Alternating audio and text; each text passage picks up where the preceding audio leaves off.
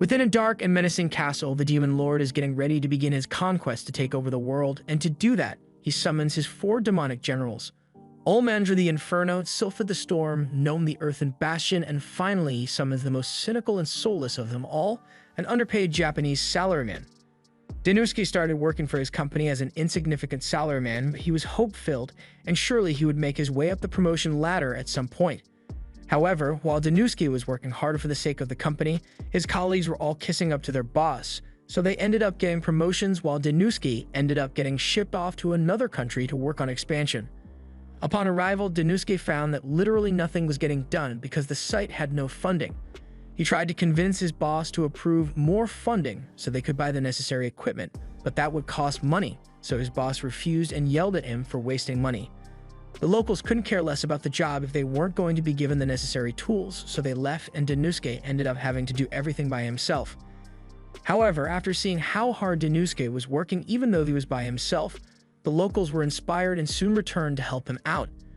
But just when he finally got everything up and running, he had a call from his boss, and at first he thought his hard work was finally being recognized so he would be getting a much-needed bonus. But he was dead wrong. They didn't even throw him a pizza party. All he got in return for his hard work was even more work as they decided to transfer him to another country for a separate expansion project. By this point, Denouski had begun to question his life choices because he realizes that he is wasting his life for a company that clearly doesn't care about him. But while he is distracted by his existential dread, he isn't paying attention to his surroundings, so he ends up getting run over by Moped-kun. That kind of explains how he ended up here, but Denouski thinks there must have been some kind of mistake because there's no way the Demon Lord meant to summon a guy like him. However, the Demon Lord calls him by name and tells him that he summoned him here to become his new overseas manager. He's received extensive reports on all the hard work Denouski had put in. He was assigned to an overseas branch of his company, learned the local language, and gained the trust of the locals to successfully run the new business. That is why the Demon Lord thinks Denouski would be the perfect candidate for one of his 4 elite generals. Denouski is kind of happy since this is the first time anyone has ever actually acknowledged all the hard work he has been putting in, but he is a bit hesitant to accept the position of Demon General, because that would technically mean he is betraying humanity. However, the Demon Lord mentions that the position will come with full workers' benefits, and all of a sudden, Denouski doesn't think joining the Demon Army is such a bad idea anymore. On top of that, the Demon Lord actually respects workers' rights, so he won't force Denouski to accept the position if he doesn't want to. All this makes Denouski really want to join. When he thinks about it, he remembers how he was always treated like trash back in his old company, and he doesn't think trash like him deserves to have such an important job, so he is about to reject the Demon Lord's offer. But before he does, the Demon Lord yells that he can't let the way he was treated at his former company dictate his worth. That place was run by obnoxious and selfish managers who only cared about themselves, so they would never pay attention to all the work Denouski was putting in behind the scenes. But the Demon Lord won't make that mistake because he is well aware of how valuable Denouski is as an employee. So will he choose to go back to his old company and be treated like trash once more, or will he stay here and help build the Demon Army? Denouski is still a little hesitant to accept, but all of a sudden, Olmandra speaks up and says she objects to the idea of having a weak human in the Demon Army. Sylphid and Gnome also object to the idea because they can't see how someone like him could possibly help the Demon Army. The Demon Lord understands why they would be skeptical, so he decides to put Denouski through a test to show the others just how capable he really is. Denouski starts freaking out and tries to explain to the Demon Lord that he has no powers, so he can't fight, but it's already too late because Olmandra has decided to attack him at full force to see what he's made of. She heard something about otherworldly humans possessing special powers, so tells Denouski to try and stop her deadly kick. However, before the kick could land, the Demon Lord steps in front of her and stops it. Olmandra asks why the Demon Lord interrupted her, but he points out that she didn't wait for him to finish talking, so she ended up misunderstanding the situation. Look at poor Denouski over there, he got so scared that he passed out from the shock. The others are surprised because Olmandra wasn't even trying that hard, so for Denouski to pass out from an attack like that, it makes it seem like he's just a regular human. The Demon Lord tells them that Denouski really is just a regular human, and that makes them all object to the decision even more. The Demon Army is made up entirely of monsters, so if a human were to enter the power struggle between the demons and demi-humans, then he would get eaten alive almost instantly. The Demon Lord admits that there is a bit of friction between the factions of his army, But that's exactly why he needs Denouske and his skill set. He doesn't expect him to have a sturdy body or incredible attack power, but rather what he expects from him is his resourcefulness. Just then, Denouske finally regains consciousness and begins pleading for them to let him go because there's no way he can deal with attacks like what Olmundr just tried to hit him with. The Demon Lord tells him to calm down and explains that he won't be expected to fight, but the Demon Lord does intend to give Denouske a fitting exam. He explains that the demon army is currently trying to create a pact with the surrounding tribes, and so far they've managed to reach an agreement with the salamanders and werewolves, but negotiations with the Minotaur tribe has been quite difficult, so Denouske's test will be to do whatever it takes to form a pact with the Minotaur tribe. With Denouske's superb negotiation skills, it should be simple enough to gain the Minotaur's trust and reach an amicable agreement, but Denouske doesn't see anything simple about negotiating with Minotaurs. However, the Demon Lord seriously believes he can pull it off, so he tells Denouske to ask Olmundr if he has any questions. Afterwards, Olmundr leads Denouske down the hall so he can begin negotiating with the Minotaurs. But she thinks this is a huge waste of time since there's no way a human like Denouske can negotiate with Minotaurs. Denouske thinks she's right about him being useless, but the Demon Lord seems so sincere when he was talking about how much he needed Denouske, and all Denouske has ever wanted was to have his hard work recognized, so he wants to live up to the Demon Lord's expectations of him as much as he can. Just then, Olmundr tells Denouske that they've arrived at the meeting room where the chief of the Minotaur tribe is staying, and Denouske is a bit shocked by the sheer size of the room, but Olmundr explains that it's perfectly normal since the Minotaurs are big monsters. And as a fair warning, she tells him that Minotaurs are known to be quite ferocious, so if he's not careful, he's going to end up getting himself trampled to death. As Olmundr opens the door, Denouske has no idea what to expect from the Minotaur chief, but he intends to do his best to negotiate no matter what. However, once he actually sees the Minotaur chief, he freaks out. There's no way he could negotiate with someone like Tereus without instantly dying. Olmundr feels bad for him, so she offers to help him out with the negotiations, and Denouske is really thankful for the help. But then he sees Olmundr start arguing with Tereus, so he gets the feeling that negotiations aren't going so well.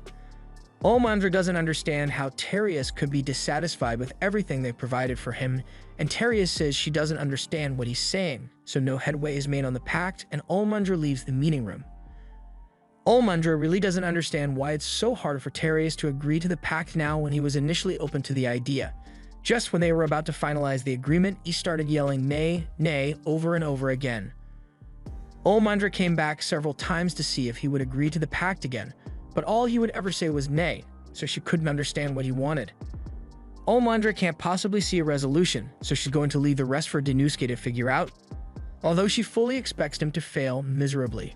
Denouske starts having a full-on panic attack because he thinks there's no way to get around this mess, but as he is walking through the halls trying to figure out what to do, he spots a bar sign and decides to head in to clear his head. The bartender gets him a warm towel to calm him down, and Denouske orders a drink while he sits down to think. He would like to work on the negotiations, but there's nothing he can do if the client refuses to negotiate. However, Denouske then realizes that Tereus might not actually be refusing to negotiate after all. He has experienced a situation like this before where a client was constantly telling him no, but when he looked into the client's eyes, he could tell what he really meant, and both sides were eventually able to reach an agreement. He now knows what he needs to do, so he finishes his drink and heads outside to do what businessmen do: negotiate. Meanwhile, Olmundr is back in the Demon Lord's throne room giving a report about her conversation with Tereus, and it didn't lead to any meaningful breakthrough, so she doesn't think Denouske will be able to achieve anything either, especially since he just arrived in this world today, but the Demon Lord still has faith in him, so he tells her to wait and see what Denouske can accomplish. She doesn't understand what the Demon Lord sees in Denouske, but she decides to go check up on him to see if he's alright, and when she does, she finds him in the process of stuffing several bags with hay. She asks him what he's doing, so he tells her that he intends to go have a good conversation with Tereus. She tries to tell him that it's pointless since he's not willing to negotiate, but Denouske still thinks there's a chance. He just needs to look Tereus in the eyes and convey his emotions properly, so the two of them can understand each other. Olmundr notices that Denouske looks a lot more confident than he did before, and without an ounce of fear this time, he walks into the meeting room to talk to Tereus. The next morning, Olmundr comes into the meeting room to check if Denouske is still alive, but when she looks inside, all she finds is a room full of hay, and neither Denouske nor Tereus in sight. At first, she thinks the negotiations must have failed, leading to a massive fight, but just then, Danusuke comes in and tells her everything is fine. In that case, she demands to know why there's hay all over their sacred demon castle, and more importantly, she asks where Terius went. Danusuke tells her that Terius is currently finalizing the pact agreement with the Demon Lord, but Olmundra can't believe Inosuke managed to get him to agree in just one night. He explains that he simply took the time to get to know Terius well, and that made the negotiation process really easy. Olmundra had thought Terius was refusing to negotiate because he kept yelling nay over and over, but in reality, Terius thought negotiations were going really well. Danusuke had experienced something like this before with an international client, and the client in question was really enthusiastic about saying no to him, so Danusuke thought the negotiation was going to end in failure. But to his surprise, the man then reached out for a handshake, so he realized it was all a misunderstanding. The same thing applied to Terius, so Danusuke did a little research into Minotaur culture and found out that Minotaurs always bring hay with them to act as their bed whenever they go to someone else's home. So all that time, he was just trying to ask for his hay. And when Danusuke figured that out, there were no more problems with the negotiation. Now, Olmundra realizes that she had misunderstood Terius and left him in that room to sleep on the cold floor, so she feels really bad. But Terius tells her it's alright since it was an honest mistake and shakes her hand to show that there are no hard feelings. As Terius is leaving, the Demon Lord comes up to Danusuke and Olmundra and asks Olmundra if she now understands why he wants to add Danusuke to their ranks. Olmundra admits that Danusuke really is skilled when it comes to negotiating, and since he passed the Demon Lord's test, the Demon Lord officially makes him one of his 4 generals and puts a bracelet on his arm as a symbol of his position. And as a sign of her new respect for Danusuke, Olmundra formally introduces herself to him and says she looks forward to working with him as a new friend. Danusuke is finally starting to settle into his role as one of the demon generals, and it's nice that he's got his own office and a supportive boss, but this place is still going to take some getting used to. Since he is officially one of the demon generals now, he thinks he should formally introduce himself to the others, so he heads to Sylphid's room and knocks on the door. To his surprise, a girl answers the door and asks what he wants, so Danusuke tells her he's here to introduce himself to Sylphid.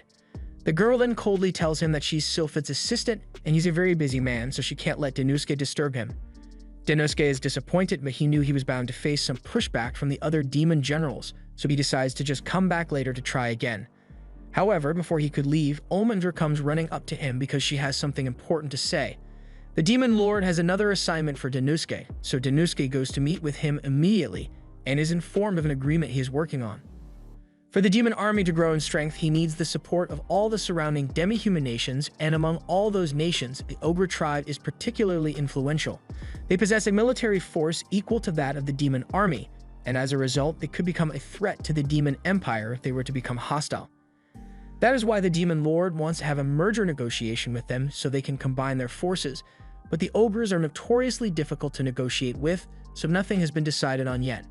However, with Danusuke on the case, the Demon Lord is sure he will be able to reach an agreement with them, so he is granting him full authority on the matter. Danusuke is glad to see that the Demon Lord trusts him so much that there's a real chance of him dying to the ogres if he goes alone, so Olmundra volunteers to escort him to the ogre tribe. However, before that, Danusuke says he wants to go meet with Gnome since she's in charge of the demi-human division of the demon army, and she might have some valuable information about the ogres. Olmundra thinks Danusuke is right, but she absolutely refuses to go anywhere near Gnome because she has generational beef with her. So instead, she says she'll go check on the carriages while Danusuke talks with Gnome. Danusuke heads out into the training grounds where Gnome is holding her daily training session, and he is impressed with what he sees because not only are Gnome's men skilled in combat, but she also keeps their morale really high. Once training is done, she turns to address Danusuke and asks what he wants.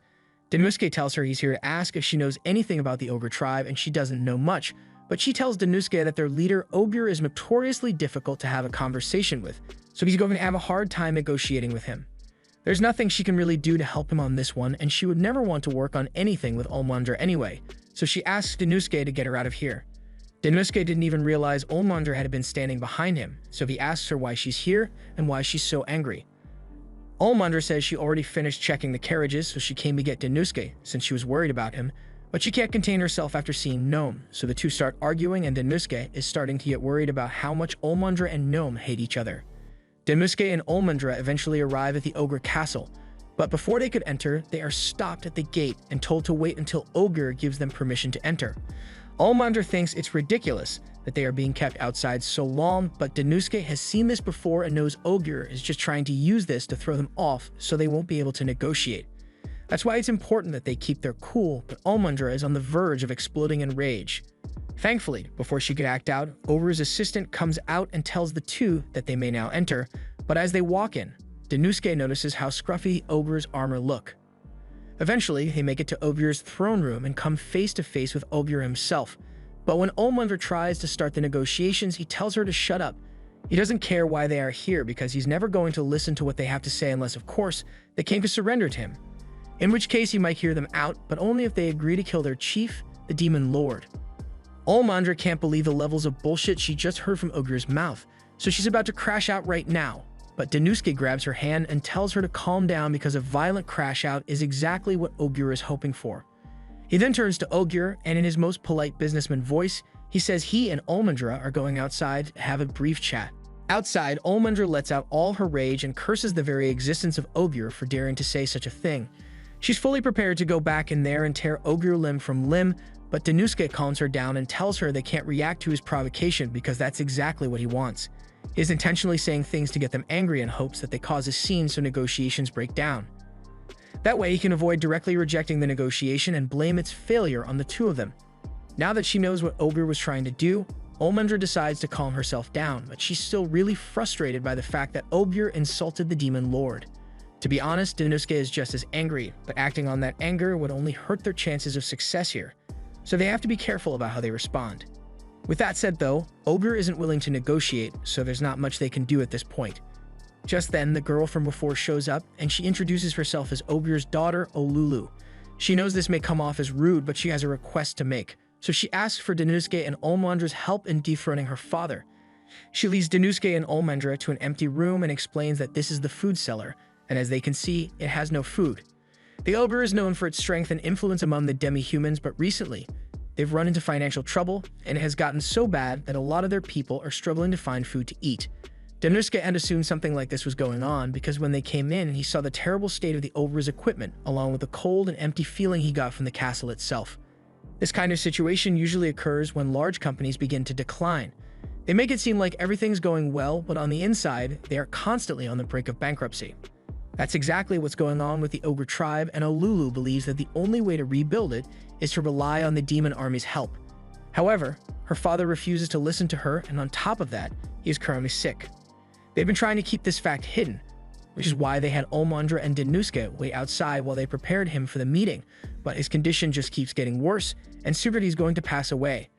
If Ogier were to die with things as they are now, it would be the end of their tribe, so she pleads with Danuske to help her. Danuske says he understands her concerns, but he also scolds her for sharing such vital information. As the daughter of the chief, she needs to be more careful about the people she trusts, but Olulu can tell that Danuske is a good person. She's pretty confident in her ability to discern the nature of people, which is why she told him about the situation, and now she asks Danuske to help her save the Ogier tribe by marrying her. After hearing this, Danuske freaks out and Olmandra begins burning with rage, but Olulu is serious about her proposal. All the Ogiers in her tribe are as dumb as rocks, so the only way for Olulu to ensure the prosperity of the demon army is for a smart guy like Danuske to marry her and become the new chief. Danuske tries to talk Olulu out of making any rash decisions, but Olulu is convinced this is the only way to save the Ogier tribe, so she's willing to make their marriage official immediately, but Olmandra doesn't let that happen. Later that night, Danuske is sitting in his office and wondering how he's going to get himself out of this mess because Ogier refuses to negotiate with him, and Ogier wants to marry him. He can't afford to fail on his second assignment for the Demon Lord, so he decides to go to the bar in his head so he can clear his thoughts. However, this time he's not alone because Danuske's imaginary version of Olmandra is sitting at the table next to him, arguing with the bartender about which is cooler, gorillas or lions. Realistically, a gorilla is moping the floor with a lion any day of the week, but Olmandra counters saying lions are cooler because a group of lions is called a pride. As soon as Danuske hears this, he snaps out of his trance and he now has a foolproof idea of how to handle this. First thing the next morning, Danuske calls Olmandra outside and he apologizes for waking her up so early, but he needs her help so they can go do some negotiating. But for Danuske's plan to work, they need to go somewhere else first. And if all goes well, then Ogier is the one who will be begging for a negotiation meeting. 1 week later, Danuske and Olmundra are called into the chief's throne room, just like Danuske had planned, and Ogier looks pretty mad. He just found out that all the surrounding tribes formed an alliance with the demon army over the past week, and he wants an explanation. A week ago, Danuske told Olmundra about his plan to recruit the smaller tribes first instead of trying to convince Ogier. It shouldn't be too hard because just like the Ogre tribe, the other tribes are struggling with a food shortage, so they can be swayed by the promise of support. Olmundra understood Danuske's plan, but she didn't expect it to work so well by forcing Ogier into negotiations. Danuske's strategy was based on something he had to do when he was selling a product back on Earth. If he tried to approach a big company directly, he would usually be rejected, so he decided to first market to all the smaller companies and sell them his product, and eventually the big company would be forced to contact him and ask for the product as well so they wouldn't be left behind. Similarly, if all the surrounding demi-humans joined the demon army, then the prideful chief wouldn't let that go without a response. For now, Danuske plays dumb and acts like he simply offered to form an alliance with the smaller groups because they were struggling to survive and needed the support of the demon army. But that makes Ogier even angrier since he never agreed to any negotiations. Everything is going according to plan because now that Ogier has lost his cool, he is much more susceptible to Danuske's negotiation tactics. Danuske then starts explaining that the alliances weren't formed by him alone because he had help from Olulu. Ogier can't believe that his own daughter would betray him like this, but she tells him that it was necessary for the sake of their Ogre tribe. The only way out of their current situation is to rely on the demon army's aid, and as much as he may not want to admit it, times have changed. He has grown old and is currently sick, so they need to join the demon army if they are going to survive. Just then, Danuske chimes in and offers an alternative to Ogier. Instead of joining the demon army, they could form an equal partnership. To be honest, Danuske just made that shit up because he hasn't changed anything about the deal. But if he says it's an equal partnership, then the proud Ogre chief is bound to be more willing to accept. As expected, Ogier doesn't seem opposed to the idea, but he asks them to give him some time to think it over. A couple of days later, Olmundra comes running into Danuske's office to tell him the good news. She tells Danuske that Ogier has just agreed to the alliance with the demon army, and that's great news. But right now, Danuske has more important things to worry about. The Demon Lord told him to pick out an assistant for himself, so he has spent the past few days looking through applications to find the right person. Honestly, he wishes he could just pick Olmundra since she's so reliable, and Olmundra misunderstands this to be Danuske's way of proposing, so she gets a little embarrassed. Just then, there's another knock at the door, so Danuske goes to check who it is and finds Olulu there. She tells him she's here to act as a representative from the Ogre tribe for their alliance with the demon army, and she's incredibly grateful to him for his help since her father has become a lot more diplomatic ever since their encounter. She says she is willing to do anything to show her gratitude, and since she said anything, Danuske asks her if she would like to become his personal assistant. Olulu is more than happy to take the job, but Olmundra is jealous, so she refuses to look Danuske in the eye and reminds herself that they are rivals, so she can't be friends with him. Danuske has no idea why she suddenly started acting so strange, but that aside, this has been a good month for him since the demon army has grown quite a bit. But whenever there's growth, there's also increased risk, so everyone needs to keep their guard up. A couple of days pass and Danuske is working in his office as usual when Lulu comes in and tells him she has reached an agreement with the bear tribe like he asked her to. So as long as he meets their conditions, they will support the demon army. Danuske is glad to hear that things went well with the bear tribe, but there's something else Olulu wants to tell him. She heard that Danuske is going to be rewarded for all the hard work he has been putting in, and the award ceremony is going to be held soon. So she'll tell him about it after his lunch break is over. Danuske has no idea what he's going to be awarded, but with how the Demon Lord treats him, he can be sure that it will be better than a pizza party. Just then, Olmundra comes into Danuske's office with some lunch for them to share as they always do. But while Danuske loves eating with Olmundra, he hates the fact that the only food available in the demon army is bland porridge. He understands that there are limitations to the logistics of feeding an entire army, but he still wishes he could at least have some meat to go with the porridge. Olmundra hears Danuske complaining and she has the perfect solution, so if Danuske wants meat, then they are going to go get it from the source. Danuske really doesn't like the idea of going hunting just so he can eat some meat, but that's not the only reason Olmundra brought him out here. She actually received a request from the demi-human tribes living nearby, asking her to exterminate a magical beast that has been attacking them in this forest. So far, 5 orcs have been killed by this thing, and Danuske thinks that's terrible, but Olmundra sees it differently. It's perfectly natural for the weak to be eaten by the strong, and normally it would be the orc tribe's job to defend themselves from any threats like this. But the beast in question is far too strong for them to defeat, and Olmundra can't let the orc tribe be slaughtered, so she agreed to handle it for them. Speaking of which, Olmundra notices some mushrooms growing under a tree, and from what she was told, all the orcs who got eaten were attacked while picking these mushrooms, since they are a valuable ingredient. Therefore, the magical beast must be camping somewhere around here, and if they wait long enough, then it's sure to attack. Evidently, they didn't have to wait long since the boar shows up behind them almost immediately, so Olmundra tells Danuske to run for cover while she handles this. She jumps into the air and heel kicks the boar's face into the ground. But in retaliation, the boar starts using its horns to throw rocks at Olmundra, and although she can easily dodge them, Danuske can't, so he's freaking out. The boar starts smashing through trees and is heading straight for Danuske, but before he could get hurt, Olmundra lands a clean punch to the boar's stomach. From what he can see, it's clear to Danuske that Olmundra is strong, but so far, none of her strikes have been fatal. It wouldn't matter if this was just a regular fight, but right now their goal is to hunt this thing, so what she's lacking is killing power. The boar has sharp tusks to attack with, so a single mistake on Olmundra's end would be fatal. However, her blows only cause blunt force trauma, so she's going to end this quickly. Then Danuske thinks she needs a weapon. He was right about Olmundra's blows not being strong enough to kill this thing as she is now, but she has been holding back so far. She doesn't like using her true power because it takes a long time to recover from the effects, but she won't be able to kill this thing otherwise. The boar tries charging at her again, but this time Olmundra is able to stop it with one hand. She could easily kill it with a single punch right now, but that might ruin its meat, so instead, she picks it up and snaps its neck. Now that the boar is dead, Olmundra tells Danuske they can eat meat now, but honestly, Danuske's lost his appetite. They drag the boar's body to the orc village, so they can show the villagers that the boar has been dealt with, and all the villagers are really grateful for what Olmundra did, as well as impressed that she was able to take it down on her own. Olmundra is really enjoying all this praise, but that aside, it's rare to get so much meat, so Olmundra invites the entire village to share the boar with her. The villagers are all excited, but Danuske can't believe they are actually okay with eating boar meat when that thing was one evolution cycle away from being their next-door neighbor. However, he's even more surprised when he hears Olmundra say she's going to cook the meat. He asks her if she's really serious about cooking, so Olmundra offers to give him a taste of her homemade delicacy. Danuske is actually getting excited since Olmundra is making it sound so good, but when he asks her how she plans to cook, she just chucks a fireball at it. The result is this lump of charred flesh, and you can tell by the look on Danuske's face that this shit is straight trash. Olmundra tells him to just give it a try because it's better than it looks, but Danuske takes a bite and it tastes just as bad as it looks. This shit tastes like someone poured hot tar in his mouth, and he'd honestly rather starve than have to suffer through another bite of this.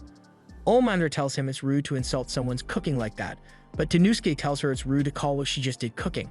He has been enduring the culture shock of living in a new world so far, but this is too much for him to handle, so he asks if everyone can let him handle the cooking from now on. Once Danuske is done cooking the meat, Olmundra takes one bite and realizes this actually tastes amazing, so she asks Danuske what he did. He explains that first he soaked the pork in water to get all the blood out, and then he slow roasted it over a fire to remove all the excess fat in there. And finally, adding it to a soup helps get rid of any bad smells. He offers to teach the villagers if they want to learn, and the villagers are glad that one of the demon generals is being so thoughtful, but Olmundra doesn't think it's necessary for someone as high-ranking as Danuske to spend time teaching villagers how to cook. Danuske tells her she's wrong because his job is to improve the demon army, and a big step in the development of any civilization is their culinary advancement. It's natural for people who eat meat often to figure out different ways to improve the taste, but because meat is so rare here, no one can afford to experiment with it. In other words, this country is poor and lacking in knowledge. It sounds harsh when he puts it that way, but Olmundra can't argue since he's correct. This country is mostly barren, and compared to the surrounding nations, is pretty weak, but that's exactly why they have to work hard to make a change as part of the Big Four. Since they are done here, Olmundra suggests that they should return to the castle, but Danuske doesn't think that's a good idea since it's already dark out. However, Olmundra tells him it won't be a problem since she can illuminate their path with this fireball. She is really proud of her magic prowess since it's an ability unique to demons, and Danuske is quite impressed. It also makes sense why demi-humans who can't use magic train day in and out to become effective fighters, while demons like Olmundra can rely solely on their magic, but he thinks Olmundra could stand to improve her combat techniques a little. For instance, even though her attack power rises dramatically when she uses her true power to transform her body, it takes a while for her body to recover afterwards, so he suggests that she should bring a weapon with her to help with combat next time. He also suggests that she should wear armor that covers more of her body, but after he says this, Olmandra stops dead in her tracks and puts out her light. She understands that Denouske may be right, but his focus on efficiency is insulting to her, so she's way too mad to be around him right now. She ditches Denouske in the forest, and Denouske is left wondering why she got so mad, but before that, he's almost guaranteed to get eaten if he stays out in this forest, so he runs back to the orc village for safety. The next morning, Denouske meets with the Demon Lord to give a report on the mission, and the demon congratulates him on his success. But he heard that Olmandra returned last night, while Denouske only arrived this morning while being escorted by the orcs, so he wants to know if something bad happened between him and Olmandra. Denouske breaks down and says he's not worthy of being one of the demon army's generals. The Demon Lord tells him to calm down and explain what happened, so Denouske tells him everything. The Demon Lord can tell that Denouske inadvertently offended Olmandra, but what's important now is that they make amends for the sake of the demon army, so he officially orders Denouske to find a way to make up with Olmandra. But that's easier said than done. He recalls how proud Olmandra was when she said that demons are the only ones who can use magic, but there has to be more to it than that, so he starts reading a demon history book to see if he can figure something out. He soon finds a chapter talking about how a toned physique is essential for a demon's magic power, which is why demons take great pride in their bodies and often wear extremely revealing clothes. Denouske now understands why Olmandra got so upset, because when he told her that it would be more efficient to wear armor that covers her body more, he was basically rejecting her pride as a demon. But even if he knows the reason she got mad, he has no idea how he's going to repair their relationship. Meanwhile, over in the castle, Olulu has just finished chopping up the firewood for the day, and she's about to go handle her next task, but she is shocked to see a menacing wall of death in front of her. Olmandra is really upset about what happened with Denouske, so when she sees Olulu, she runs to her, crying that Denouske hates her and refuses to praise her body. Olulu has no idea what's going on at first, but after Olmandra explains what happened, she realizes where the misunderstanding might have come from. She tells Olmandra that as a human, Denouska's values are a lot different from theirs. In particular, Olulu knows that Denouske doesn't think exposing your body is a good thing, but Olmandra can't believe it since she's been exposing her body to him for weeks, and he never complained about it. Olulu explains that Denouske probably just thought Olmandra was some kind of exhibitionist, so he never questioned it. Upon hearing this, Olmandra suddenly realizes that if Denouske was uncomfortable with her exposed body, then all those gestures of bodily affection she had shown him probably did come off as some sort of deviant behavior. She's so embarrassed and angry at herself for ditching Denouske in the forest that she starts smashing her face into the floor, but Olulu begs her to stop because the floor can't take much more of this. Olmandra asks Olulu for advice on what she should do now since she got mad at Denouske for no reason, so Olulu tells her about a discussion she had with him when she first became his assistant. He told Olulu that he wanted her to stay true to her desires no matter what because he wanted her to feel free to talk about any troubles she had so they could come to a solution together. Regardless of any misunderstandings, Olulu is sure Olmandra can make up with Denouske as long as they talk it out. Denouske and Olmandra eventually find each other in the castle stairwell, and they've both got something really important to say, so Olmandra tells Denouske that she's not a hoe, she just wanted him to compliment her body, while at the same time, Denouske tells her that he thinks her body is hot. They both take a moment to process what the other said, and since it seems like they are both on the same page, Denouske apologizes to Olmandra. He didn't know much about demons and hadn't realized that what he said would be insulting to her. Olmandra accepts his apology and also apologizes to Denouske because it wasn't his fault that he didn't know about demon culture. And even if she was mad, she shouldn't have left him in the middle of the forest alone. Denouske did nearly die because of that, so Olmandra is really guilty. But since he ended up being okay, Denouske says he forgives her. He's glad they were able to make up, and now that they've gotten the chance to learn a little about one another, Denouske thinks they can become great partners. Although he still doesn't realize that Olmandra interprets the word partner as a marriage proposal. Later on, the Demon Lord gathers all his subordinates because he has a special announcement to make. After forming alliances with the various tribes, his demon army has grown far stronger than it used to be, and this is all thanks to the diligent work of his newest general Denouske, so in light of his achievements, the Demon Lord is presenting him with this magic stone. Denouske feels greatly honored to receive such a valuable stone, but he cannot accept it because he didn't do the work alone. None of this would have been possible if he didn't have Olmandra by his side, so he walks up to her, gets down on one knee, and asks Olmandra to accept the stone with him. Olmandra is happy, but she freaks out that Denouske is doing this in public with so many people watching. He's not aware of this, but presenting a magic stone to a girl is quite literally the definition of a marriage proposal in this world. So he just proposed to her in front of all the demon army leaders, and the only reason she didn't immediately accept is because she's embarrassed with everyone around. A couple of days later, Dennosuke is called into a meeting with the demon lord, and he's terrified because he thinks he did something wrong. So as a preemptive measure, he begins apologizing and begs to keep his job. The demon lord is surprised by Dennosuke's reaction and tells him he isn't in any kind of trouble. They literally held an award ceremony for him the other day because of how good he is at his job. With that said, the demon lord has something he wants to discuss with him. He asks Dennosuke what he thinks of the current relationship between the demi-humans and the demons of the demon army. From what Dennosuke has seen firsthand, it looks like the demi-humans feel inferior to the demons since only demons are capable of using magic. And that's exactly what the demon lord has been trying to address, so he asks Dennosuke to find a way to make it so everyone can use magic, because that way the demi-humans will be able to stand next to the demons as equals. Dennosuke thinks it's a good plan, but there's one major problem with it since Dennosuke can't use magic in the first place, so how's he supposed to figure out a way to allow everyone use it?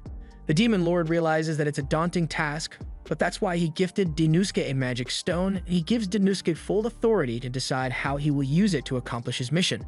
However, he won't be able to do it on his own, so the demon lord assigned a magic specialist to help. The specialist is Sylphid, and the demon lord assures Dennosuke Sylphid is really good when it comes to magic. But Dennosuke still needs to be a bit careful, because Sylphid is a major pain in the ass to deal with. Dennosuke says he understands and leaves the demon lord's throne room to go find Sylphid, and as he does this, Olmandra is watching him from behind the railing. She's been spying on Dennosuke any chance she gets for the past few days, partially because she's interested in finding out how his work is going, but also because she's still giddy with excitement from Dennosuke's marriage proposal a few days ago. Dennosuke soon arrives at Sylphid's room, so he knocks at the door, but the person who answers is Belinda, and she tells him that Sylphid isn't here right now, so he's going to have to come back later. She then tries to close the door on him, but Dennosuke sticks his foot in the door and insists on coming in anyway. Olmandra saw all this happen, and she's starting to get upset that Dennosuke would flirt with another woman after he already proposed to her. Meanwhile, inside Sylphid's room, Belinda tries convincing Dennosuke to leave since Sylphid isn't here. But he's not buying that story since he knows Belinda is really Sylphid. Belinda tries to deny it, but Dennosuke has two good reasons to believe that she's lying. First, he has memorized the list of all demon army officials, and there's no one named Belinda on payroll. And secondly, the demon lord already snitched on her and told Dennosuke that she likes to disguise herself to get out of work. Sylphid has clearly been caught, so she admits that Dennosuke is right about her, but he still doesn't understand why she would pretend to be her own assistant. Sylphid simply explains that if everyone knew her real identity, then they'd start giving her tons of work to do, and she hates work. Be that as it may, Dennosuke has some work he needs to discuss with her, so he asks Sylphid if she can spare some time to talk about magic tools with him. However, Sylphid flat out refuses to do anything that requires effort, even if it's under direct orders from the demon lord. Besides, she already made something like that in the past, so she has no reason to recreate it now. Dennosuke has no idea that Sylphid had tried making magic tools in the past, and since he seems pretty interested, she decides to let him see her invention. She pulls out an object and informs Dennosuke that it is made of a mineral base that allows magic to move through it easily, with pieces of magic stone layered on top of it. With this setup, it can be used to cast all types of magic, and that sounds exactly like what Dennosuke is looking for, so he asks Sylphid if he can have permission to mass produce it. Sylphid tells him he's free to do what he wants, but this prototype costs 50 million to make, so he's going to need one hell of a financial scheme to fund mass production. After all, the device requires high-level magic stones to be used in its construction, so of course it would be costly to make. Dennosuke is still shocked after learning how expensive these things are, and he now understands why Sylphid never put these into production, but he simply can't let himself give up yet, so he asks her if it would be possible to reduce the number of spells the device can cast. From what Sylphid told him, the device requires high-level magic stones to allow it to cast several different types of magic, so he suggests limiting it to a single spell. Sylphid is intrigued because she had never thought of it that way, and after a little thinking, she confirms that limiting the device to one spell would significantly reduce the cost since low-level magic stones could be used in production instead. She's really impressed that Dennosuke was able to come up with that idea in such a short amount of time, and it just so happens that he has a magic stone on hand, so he asks Sylphid if this will work. Sylphid is starting to get invested in this idea, and since they already have all the necessary materials, she's ready to begin work right away. But she needs an assistant to help, so she drags Dennosuke down into her basement and she doesn't plan on letting him sleep at all tonight. Meanwhile, outside Sylphid's room, Olmundra is starting to get suspicious and wonders what Dinuske could be doing in Sylphid's office with a woman so late at night. The next morning, we see Dinuske sitting on the basement floor, barely conscious due to a lack of sleep. Sylphid is equally sleep-deprived, but she's also really excited because she managed to completely redesign her magic tool to cast a single spell. Now this thing can be mass-produced for a fraction of the cost of the old model, and it's all thanks to her genius. However, before they can begin mass production, they still need to test it, so she tells Dinuske that he's going to be the test subject. Dinuske pleads with her to at least give him some time to rest since he's on the verge of collapse, so Sylphid allows him to leave, but she says she's only giving him a 1-hour break before he comes back so they can start testing this thing. As Dinuske heads back to the front door, he's about to open it, but before he could do anything, Olmundra barges in and demands to know what Dinuske has been doing all night. Olmundra's actions led to Dinuske getting knocked out, so she gets on her knees and tries to shake him until he wakes up, but all the shaking is just making him dizzy. Just then, Sylphid comes out of the basement, and she's wearing her usual outfit, so Olmundra won't realize that she was the woman from before. Olmundra is starting to question if what she saw earlier was right, but all of a sudden, Olmundra's assistant Lilim and Olulu enter the room as well because there's a huge emergency. A flock of Asiata birds has just attacked a few villages, and if nothing is done soon, then those villages will be destroyed. Asiata birds are large flightless birds that are known for their vicious nature, and they are so much of a threat that the Demon Lord has ordered that they do whatever it takes to drive those birds away. That's why Lilim came looking for Olmundra, since she's the only person capable of dealing with such a large flock. As she's being dragged away, Olmundra expresses her disappointment since she wants to spend time with Dinuske, but Sylphid sees this as the perfect opportunity to test out the new magic device, so she intends to bring Dinuske out to the battlefield. Once they are outside, Dinuske tells the locals to stand back a bit since what they are about to do might be dangerous. Sylphid sets the magic stone to cast a simple fire magic spell and hands it over to Dinuske so he can give it a try. Before that, Dinuske asks her if this thing has any safety features, but Sylphid assures him that even if it explodes, Dinuske will only lose an arm. But that doesn't make him feel any better. He decides to test it out anyway despite the risks, so as the flock of Asiata birds approaches, Sylphid instructs him to start channeling power from the device. It makes a strange sound when Dinuske powers it up, but Sylphid tells him that's just how it operates. Now she wants Dinuske to imagine that the device is an extension of his own body and let the energy flow until it accumulates in his right hand. Dinuske follows her instructions, and before long he has formed a fireball in his hand. Dinuske is amazed that he was actually able to use magic, and since the first phase was a success, Sylphid tells him to begin attacking the birds. Dinuske isn't sure if this will work, but he throws a fireball at one of the birds anyway, and it obliterates it. Slyphid encourages him to keep going until he has taken care of all the birds, so Dinuske continuously chucks fireball after fireball, and for the first time since he came to this world, he feels like he's really strong enough to win a fight. However, that feeling of power is short-lived because in the next moment, the magic device burns out, so he can no longer use magic. One of the birds closes in on Dinuske and is about to kill him, but before that could happen, Sylphid raises a barrier around him.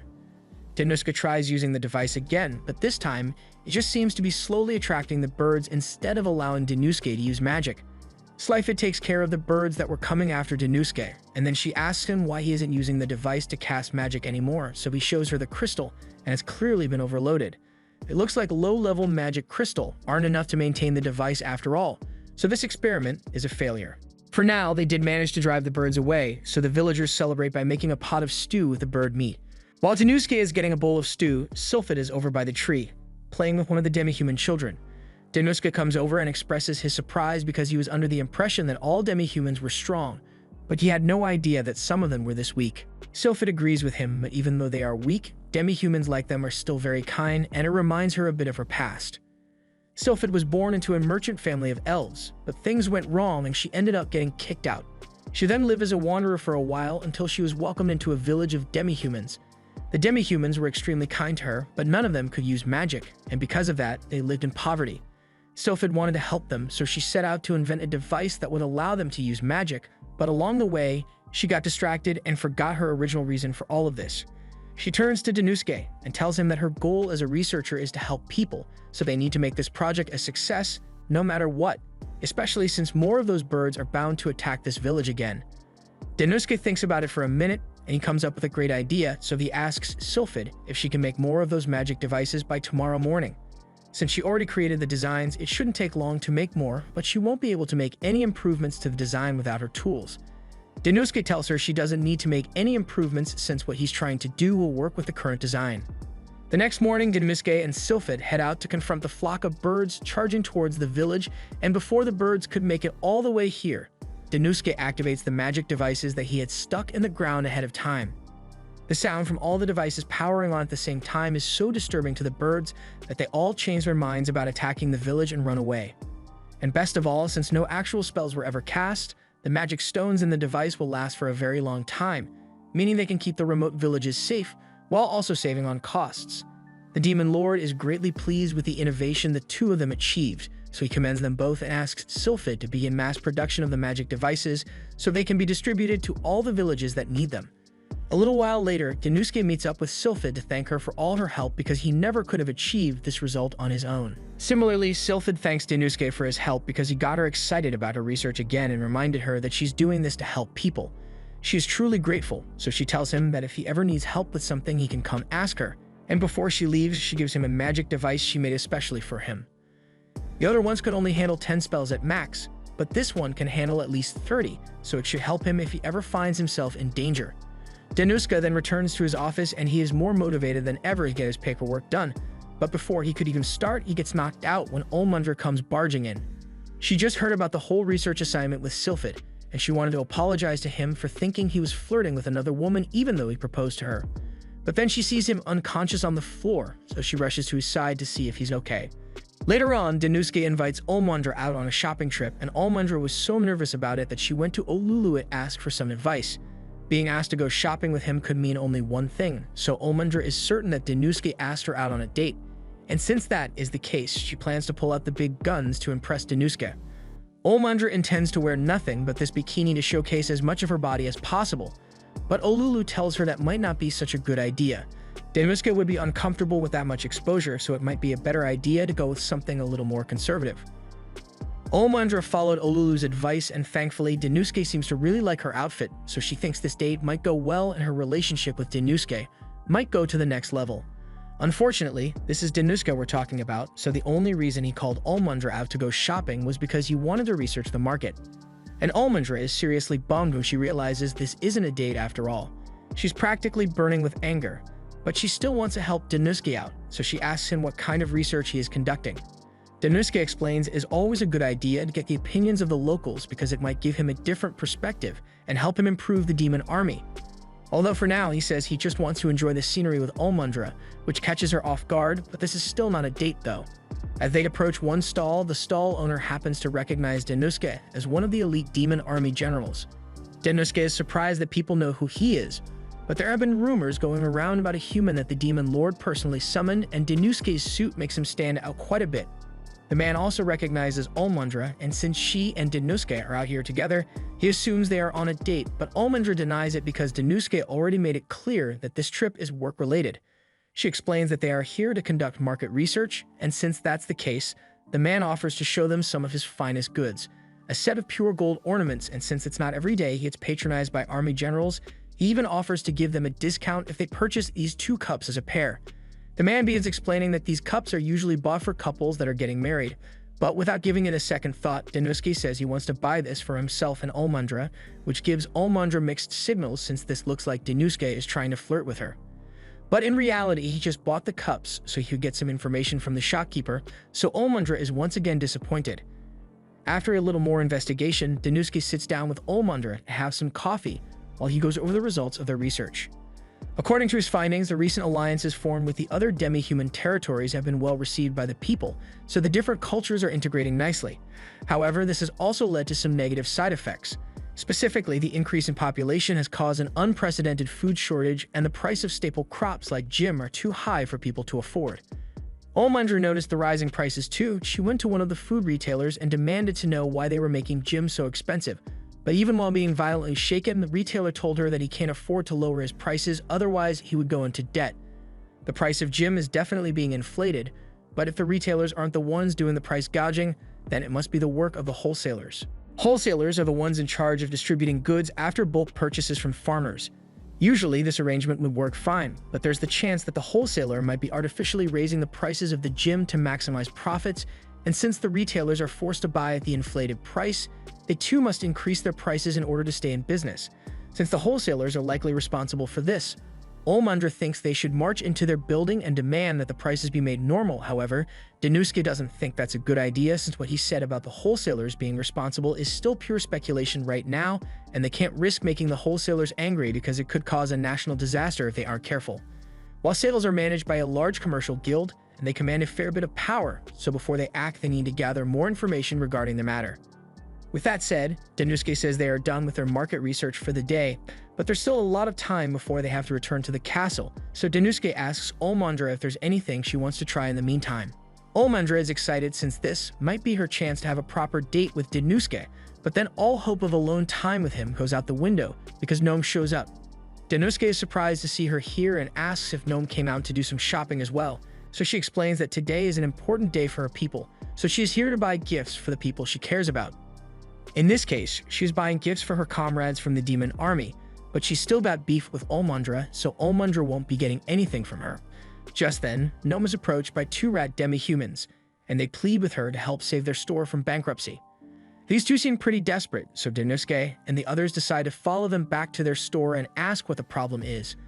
The rat couple explain that they have run this store for years and sold a food called chumozu, but year after year their sales have been declining, so they have been struggling to stay in business for a while. However, recently, they were approached by a big merchant named Buddha Galleon, and he placed a large order with them, claiming he could make a nice profit reselling the chumozu since gym is so expensive nowadays. The couple was delighted to hear such good news, so they worked tirelessly through the night using every last ingredient they had to fill Buddha Galleon's order. Unfortunately, this morning, when he was supposed to pick up the order, he suddenly backed out of the deal and said he wasn't interested anymore, so the couple is now stuck with a massive amount of unsold product, and if they don't do something soon, they'll go bankrupt from all the money they wasted. The problem is definitely serious, but Gnome can't think of any way to solve it, so she turns to Danuske because she had heard that he is a good problem solver. She asks him if he has any ideas on how they can help the couple save their store, and thankfully, with the information he gathered from the market today, Danuske says he has the perfect solution. Gnome asks if he is really sure he can handle this, so Danuske assures her that his plan will work, meaning she can leave the rest to him. The first step in Danuske's plan is for the couple to verbalize their goal, so he asks them to clarify what they want to achieve. Chumozu expires within 1 day, which means they have to sell all 300 servings that the couple prepared by the end of the day. Danuske tried some of the chumozu earlier, and it seems pretty similar to the mochi from Japan. However, it is missing one key aspect. Much like mochi, chumozu doesn't have a distinct flavor on its own, therefore it can be combined with all sorts of side dishes and spices to make it more exciting. Now, the only thing to do is decide what flavor they would like to add to the chumozu, so he asks the couple about their usual customer base. They answer saying that since chumozu is a traditional food, it isn't really popular among young people, but now it is even losing popularity among old people as well. And to be honest, the couple can understand why, since they too are getting sick of the bland flavor. Olmandra can't believe the rats chose to continue selling chumozu when even they don't like it anymore, but that's beside the point. They don't have much time before the chumozu goes bad, so Danuske suggests that they split up the workload. He and the couple will stay here and think of good flavors to pair with the chumozu, while he wants Olmandra to go to the stores he wrote down on this list and ask for their assistance with his plan. After gathering everything they need, Danuske heads out into the market with a drum set to draw the people's attention. He tells them that today is Ruya Day, so they are all welcome to join in on the festivities that he has prepared. The people in the crowd seem intrigued since it looks fun, but they have no idea what Ruya Day is supposed to be, so Danuske begins explaining. From what he learned, the holiday is based on an old legend involving a pretty girl and a man selling chumozu. One day, the two happened to meet in the market, and they instantly fell in love with one another. However, there was a powerful man who wanted to make the girl his bride, but since she clearly wasn't interested in the king's proposal, the king got jealous and forbade her from ever meeting with the man she loved again. However, the two of them still snuck out to meet one another, and under the starry night sky, they both ate chumozu and wished that they could live together without needing to sneak around. That's when their prayers were answered by the heavens, and the two of them were pulled up into the night sky to live happily ever after. This legend is the basis of the Ruya festival, and it is said that if you exchange chumozu with a loved one and eat it together with them, then your wish might come true. The crowd seems really intrigued by Danuske's story, so they want to buy some chumozu and try out the tradition. And it just so happens that Danusuke knows a couple who have a boatload of chumozu in stock. Most people know chumozu to be boring and tasteless, but after some brainstorming with Danusuke, the couple managed to change that and came up with these new and exciting variations. The people start buying a ton of chumozu, and even though Olmundra had full faith that Danusuke would find a way to pull it off, she is still surprised that he managed to convince all these young people to eat a snack that was meant for old-timers. Danusuke explains that when the popularity of a product is on a downward spiral, it can be restored by switching the target customer base. Earlier, when they were doing their market research, Danusuke realized that there were a large number of young people and their families in the market, so who better to target than them? With the new marketing strategy and flavors, Danusuke wouldn't be surprised if chumozu became the best-selling item in the market overnight. In fact, he's already thinking of plans to open chain stores and expand overseas to increase profits, but Olmundra snaps him out of his business frenzy. Later that night, a crowd has started dying down, so Danusuke and Olmundra go to meet the couple, and the couple can't thank them enough for their help because they managed to sell all their stock thanks to them. Danusuke tells them not to worry about it because their success wasn't because of him alone. It was also due to their own hard work, Olmundra's help, and Gnome as well. Gnome may have left at the start, but during the day, Danusuke had heard from a few of the demi-humans that Gnome had recommended this store to them, so she must have spread the word of the chumozu store to help them out. Still, to show their gratitude, the couple offers Danusuke and Olmundra a plate of chumozu to share, and Danusuke happily accepts it. Olmundra begins blushing because she remembers the part of a legend that says you share chumozu with someone you love, so for Danusuke to be so eager to share some with her can only mean one thing. She tries not to get her hopes too high, but then Danusuke pulls out the wedding cups he bought earlier and says he wants to give one of them to Olmundra. The evidence that he wants to marry her is overwhelming at this point, so Olmundra asks him what he plans to wish for while they share the chumozu, and without skipping a beat, Danusuke answers that he plans to wish for the success of his next project, so Olmundra is once again disappointed. Later that night, Danusuke goes to meet with the Demon Lord because he has something important to discuss with him. During his market research today, he managed to discover a lot of useful information, but most notably, he discovered this golden ornaments for sale. These ornaments originated from a nearby nation known as the Golden Country due to its abundant gold mines. So if the Demon Lord plans to expand the demon army, Danusuke suggests that they should establish trade ties with the Golden Country. The Demon Lord thinks this is a great idea, so he says they will begin trade negotiations as soon as possible, and he knows the perfect thing to trade. He pulls out one of the magic devices and says they will trade these with the Golden Country, but Danusuke doesn't think that is a good idea since the magic device is technology that only the demon army possesses, so they shouldn't sell it off so easily. However, the Demon Lord sees it differently. No matter what they do, the technology will eventually be stolen by outsiders or replicated, but something that can't be replicated is personnel. So as long as the Demon Lord has talented individuals like his 4 generals around, he is sure they will be able to create even greater magical devices in the future. He gives Danusuke permission to handle all negotiations on the matter, but he also warns him to be careful because the king of the Golden Country is a formidable man. The day soon comes for Danusuke to begin the negotiations, and he is getting ready to travel to the Golden Country to meet with the king. Before he sets out, Olmundra meets him by the carriage, and she suggests coming along since she's worried Danusuke might get into trouble. But this negotiation is meant to be his first solo mission, so he says he has to do it on his own.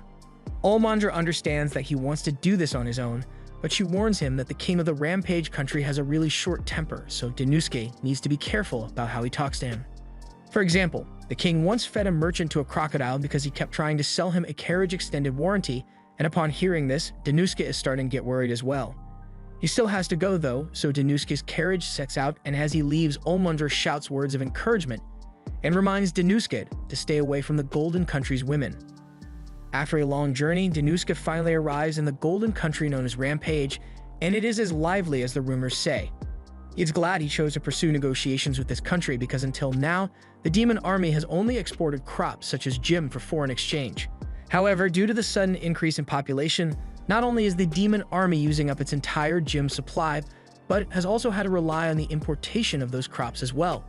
To fix this, Danusuke plans to trade for something valuable like gold, and what better place to acquire gold than from the Golden Country. Danusuke is easily able to secure an audience with the king thanks to his position as one of the demon army's elite generals, and after a few moments the king of Rampage enters his throne room. Danusuke lowers his head to greet the king and begins introducing himself, but the king already knows everything there is to know about him. He knows that he was summoned to this world a few months ago as one of the demon generals, and since then, he has both expanded the demon army's influence and implemented several reforms. By all accounts, the king believes Danuske is a talented person, but there's still one thing he doesn't understand. If he has been one of the demon army's generals for several months, then why is this the first time Danuske has come to greet the king? The king is clearly upset and Danuske doesn't know what to say, so he just starts apologizing, but with the way things are going, it looks like negotiations might break down before they even begin. The king then asks Danuske if there's reason he called for this meeting, so Danuske points to the cart behind him and says he has brought an offering for the king. He lays out a collection of the finest silverware the demon army has to offer, but this is the king of the Golden Country we're talking about, so he is gravely insulted that Danuske would dare to bring him silver as a gift. The king is in a foul mood now and Danuske apologizes, but this was actually all part of his plan. He then pulls out the magic device and says he will offer it to the king as an apology since he was unhappy with the silver. At first, the king isn't impressed by the device since it is clearly made from a low-level magic stone. But while that may be true, Danuske informs him that this magic device is capable of driving magical beasts away. It is an original invention of the demon army, so it is impossible to get it anywhere else, and Danuske happens to know that the Golden Country has a bit of a magical beast problem in their minds. The king doesn't deny it, so Danuske goes on to explain how he heard about the rock golems that terrorize the mines, interrupting the work of miners and forcing the king to hire a dedicated mine defense force. However, with these magic devices, he could completely eliminate the need for a defense force, while also ensuring the safety of the miners and increasing productivity. He then shows the king a small collection of rosmarines and tells him that these will be his offering for today, but if he thinks they would be useful, then he is welcome to purchase more from the demon army. The king finds Danuske's proposal intriguing, and he would definitely like to buy more, but only if Danuske can prove that what he said about the magical devices is really true. With a snap of his fingers, the lights go out and the king's pet crocodile is released right next to Danuske. If Danuske is telling the truth about the magic devices, then the king believes he should have no problem driving the croc away. This is a terrifying way to test someone, and Danuske is internally freaking out. But he is also confident in the performance of the magic devices, so he holds up one of the devices up and activates it to scare the crocodile away. The device works, but as the crocodile moves away from Danuske, it sees the king and decides to go after him instead. Danuske sees this and tries to use one of the devices to shoot a fireball at the crocodile, but it turns out that Danuske's help wasn't necessary because the king easily strikes the croc down and turns it to ash. He is impressed that the magic devices really do work, but he is also impressed with Danuske as a person. Even though Danuske is a commoner, he has the spirit to stand before the king as an equal. He is talented in negotiations and immediately prepared to act when he thought the king's life was in danger. The king has taken a liking to him, so he says he will buy the rosmarines from the demon army, and as payment, he places 3 gold bars before Danuske. With this amount, Danuske says the demon army can prepare 200 units within the next month, but the king is an impatient man, so he says he is only giving them 1 week to prepare the units. And as compensation for the shortened time frame, he brings out several tons of gold. Negotiations turned out to be successful, but creating 200 units in 1 week will be a tough order to fill. Danuske tries asking Sylphid if there's a way to make 200 in time, but she tells him straight up that it's impossible. They've only recently begun mass-producing the rosmarines, so to ask them to crank out that many in just a week is unreasonable. Danuske pleads with her to see if there's something she can do, but she can't just pull an extra 50 workers out of nowhere. Plus, local demand for the rosmarines has also been on the rise, so she says they are already overworked as it is now. She scolds Danuske for accepting such a large request without considering the on-site workload, and Danuske admits that he may have messed up. But then he thinks about the situation and remembers seeing the logistics report of the rosmarine distribution a few days ago. According to the report, priority had been given to the areas with magical beast issues, so overall rosmarine demand should be pretty low right now. Meaning Sylphid was lying to him about being understaffed so she could get out of doing more work. Sylphid realizes she's been caught, so she has no choice but to agree to fill the order, and she promises to make the 200 units by next week. However, just then, a messenger from the Golden Country runs in and tells them that the Golden King was so impressed by the rosmarines that he wants even more, so that 200 order is actually going to be 300 now. Anyway, through tons of hard work and overtime, the production team manages to create the 300 units within the 3-week time frame. And now that they've met their quota, Danuske can finally relax. Olulu congratulates him for managing to fulfill the order, but speaking of which, she has been wondering how much Danuske sold the rosmarines for. Danuske tells her got the Golden King to pay 50,000 bucks for each rosmarine, so for the 300 units he ordered, it comes out to 150 million. Olulu can't believe Danuske actually managed to convince the Golden King to pay that much, but it was all thanks to his carefully thought-out psychological attack. Since the devices are still unknown, they can set the price to whatever they want. So to establish the Rosmarin's value, Danuske first brought out some expensive goods as gifts for the king. He intentionally chose silverware so the Golden King would be angered, but even if he rejected the silverware, he would still acknowledge that they are objectively valuable goods. That way, when Danuske brought out the Rosmarin, it would automatically seem like it was incredibly valuable. Olulu had no idea Danuske could do such a thing, but she is really impressed. She asks him if he planned to receive so many orders as well, but that part was actually a surprise to him. He's just glad they managed to get the orders taken care of in time. However, at that very moment, the Golden Country messenger comes back and says the Golden King wants to order an extra 100 units. Danuske immediately starts having visions of how angry Sylphid is going to be when they tell her about the extra order, so he heads downstairs and prepares to beg for her cooperation so they can get it done. Sylphid isn't happy about it, but she agrees to do what she can to fill the additional orders, so she hires more workers and teaches them how to make the Rosmarins. With the new workers on the job, they are making steady progress towards completion of the final 100 sets, so all that's left is to deliver it all. With continuous use, the Rosmarin should last about a month, meaning the Golden King will have to keep buying from the demon army indefinitely. So this mission has been a resounding success for Danuske. However, just as he was starting to relax, Olulu comes running into his office and tells him the Golden King just canceled the entire order. Danuske begs Olulu to say she's joking, but it's the truth. The Golden King canceled all the remaining orders after receiving the first 100. This is a huge problem for them since they haven't gotten their gold payment yet, and they already blew a huge portion of the demon army's budget on the raw materials for the Rosmarins. Because of this, budget cuts had to be implemented, so the demi-human forces didn't get a new weapons shipment, and the merchants are left wondering if they should do business in another country. Danuske is left wondering where he could have gone wrong with this deal and worries that he may have offended the Golden King somehow. But he's also wondering how there could be a Rosmarin replica circulating in the market already. However, regardless of the reason, the demon army's funds have been drained because of his actions and morale is plummeting, so he feels like he needs to take responsibility. He goes to meet with the Demon King and tells him that this whole mess is his fault. The Demon King asks Danuske why he thinks he is to blame for the current situation. So Danuske explains that he was already aware of how self-centered and impatient the Golden King was, but he was so happy with the successful negotiations that he failed to consider the risks involved. He says he is willing to accept whatever punishment the Demon King has for him, but the Demon King has no intention of punishing him. One cannot be expected to succeed indefinitely, and no matter how well you plan, sometimes shit just happens, so he doesn't blame Danuske for the situation. What's important is that Danuske learns from this and uses it to improve himself in the future. Danuske takes the Demon King's encouragement to heart, so he leaves the throne room, and the first thing he wants to do is formally apologize to the people who were affected by this mishap. First on the list are the troops under Gnome who got their budget cut, but he runs into Gnome at the bottom of the staircase and she doesn't seem mad at him at all. Next, he goes to Sylphid's room and tries to apologize to her as well, but she cuts him off and says she's just glad she can take a break now that she doesn't have to fill those orders anymore. Danuske is glad she's not mad at him, so he leaves and starts thinking about any more people he might need to apologize to. However, all of a sudden, he gets stuffed in his sack and is dragged away. He thinks this must have been done by someone who wants revenge for all the trouble he caused, so as soon as he manages to free himself from the sack, he begins apologizing again. However, the one who kidnapped him turns out to be Olmundra, and she's not trying to get revenge, but just wanted to enjoy some meat with him.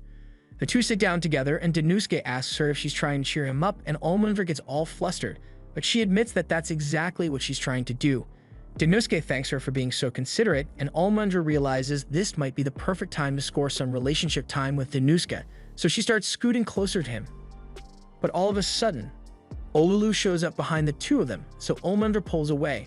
Olulu just wanted to offer the two of them some fruit, but upon getting closer, she realizes she may have interrupted a moment between them. Later on in the night, Olulu and Olmundra end up falling asleep. Danuske covers them so they don't catch a cold, and he is grateful to have coworkers like them. The people here didn't condemn him for his failure, and instead tried to cheer him up, so no matter what, Danuske is going to make sure the demon army can rebound. At the same time, we see the Golden King as he is making a deal for the cheaper Rosmarins. Since these are truly just as effective while costing only half the price, the Golden King didn't hesitate to switch suppliers, but he is curious as to how Budagalion managed to acquire the Rosmarins. However, Budagalion says that's a trade secret, all with a smile on his face that means he definitely did something illegal. Now that Danuske has come to terms with the situation, he starts trying to develop countermeasures, and the first step is to figure out how counterfeit Rosmarins flooded the market. The counterfeits were presumably created in less than a month, but none of it makes sense to Danuske since it would take ages for someone to reverse engineer the rosmarines and figure out how to make one. The only plausible explanation is that someone sold the rosmarines acquired from the demon army without permission. The demon army distributed rosmarines all across the nation, but only to areas that suffer severe monster attacks, and the people there wouldn't risk their safety for a quick profit. All of a sudden, Olmandra bursts into Danuske's office and tells him that the rosmarines that were distributed within the kingdom are reportedly ineffective, so now he has more than one problem to deal with. He and Olmandra head to one of the villages that reported the ineffective rosmarines, and the place has been completely ransacked by magical beasts. Neither the village's chief nor Danuske understand how something like this could have happened, since the rosmarines are meant to keep all magical beasts at bay. But when Danuske starts digging into the ground to see if there's something wrong with the rosmarines they bury here, he discovers a major problem. It's not there. He and the others check all the other spots where the rosmarines were hidden, and sure enough, every single one of the rosmarines is missing from its spot. This revelation leads Danuske to believe that someone is stealing the rosmarines, but he needs to confirm it before he can take any action. So he asks Olmandra to help him map out all the villages which have filed complaints about missing rosmarines. After a little planning, Danuske takes Olmandra out late at night to do some investigation, but she doesn't understand why they came to this particular village, since no complaints have come from here. Just then, Danuske sees some movement in the field, so he tells Olmandra to stay quiet while they stay hidden behind this tree. They watch as two suspicious people run around and eventually pull one of the rosmarine out on the ground. But just as the suspicious people were about to start leaving, they are confronted by Danuske and Olmandra. This is exactly what Danuske had suspected, and it explains why the counterfeits had the same quality but were sold at such a low price. Someone is hiring thieves to steal the original so they can be resold, and since all the goods are stolen, the mastermind behind all this can sell the rosmarines for insanely low prices while still making a large profit. Danuske asks the thieves to tell him who their employer is, but the thieves don't plan on giving him any information, and one of them lunges at Danuske with its claws out. Luckily, Olmandra comes to Danuske's defense and knocks the thief out. The other one tries to attack her as well, but he gets knocked down as well, so the two thieves realize they stand no chance and start running away. Olmandra is about to chase after them so they don't get away, but Danuske tells her there's no need since the rosmarines they just stole are bombs. Figuratively. The following day, Budigalion receives the stolen rosmarines, and as planned, he presents them to the Golden King as requested. The Golden King is greatly pleased with Budigalion's work since he prepared a product just as good as the demon armies, and did so at half the price. He even managed to make dozens of rosmarines in one night, which shouldn't be physically possible, but the Golden King isn't going to think about it too much.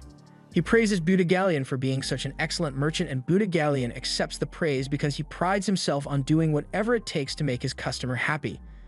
If it wasn't clear by now, Budigalion is a very wealthy merchant, but he's not an honest one. He earned all his money by buying things cheap and selling them at expensive prices, which normally wouldn't be that bad, but he's really shady about the way he conducts his business.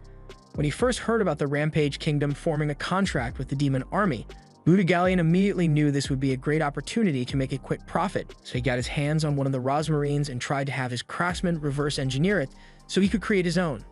But unfortunately, his craftsman told him it was too complex to recreate, so Budigalion naturally moved on to the next best option.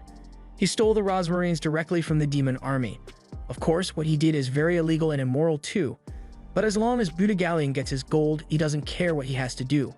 He leaves the Rampage Kingdom with his cart full of gold, and a few days later, he returns with more stolen rosmarines to sell to the Golden King. But to his surprise, as he approaches the front gate, he is stopped by the guards. The guards tell him that the Golden King has issued an order for his arrest, so they grab Budigalion and bring him to the king's throne room. Budigalion doesn't understand what's going on and asks the king why he was forcefully brought here. So the king pulls out one of the rosmarines that Budigalion sold to him on his previous visit and crushes it because it's a fake.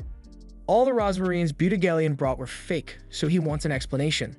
Budigalion can't believe it and tries to assure the king that it is a misunderstanding because he would never try to pass off faulty goods to a man like him, but the king's patience is thinner than my hairline, so Budigalion isn't going to be able to talk his way out of this one.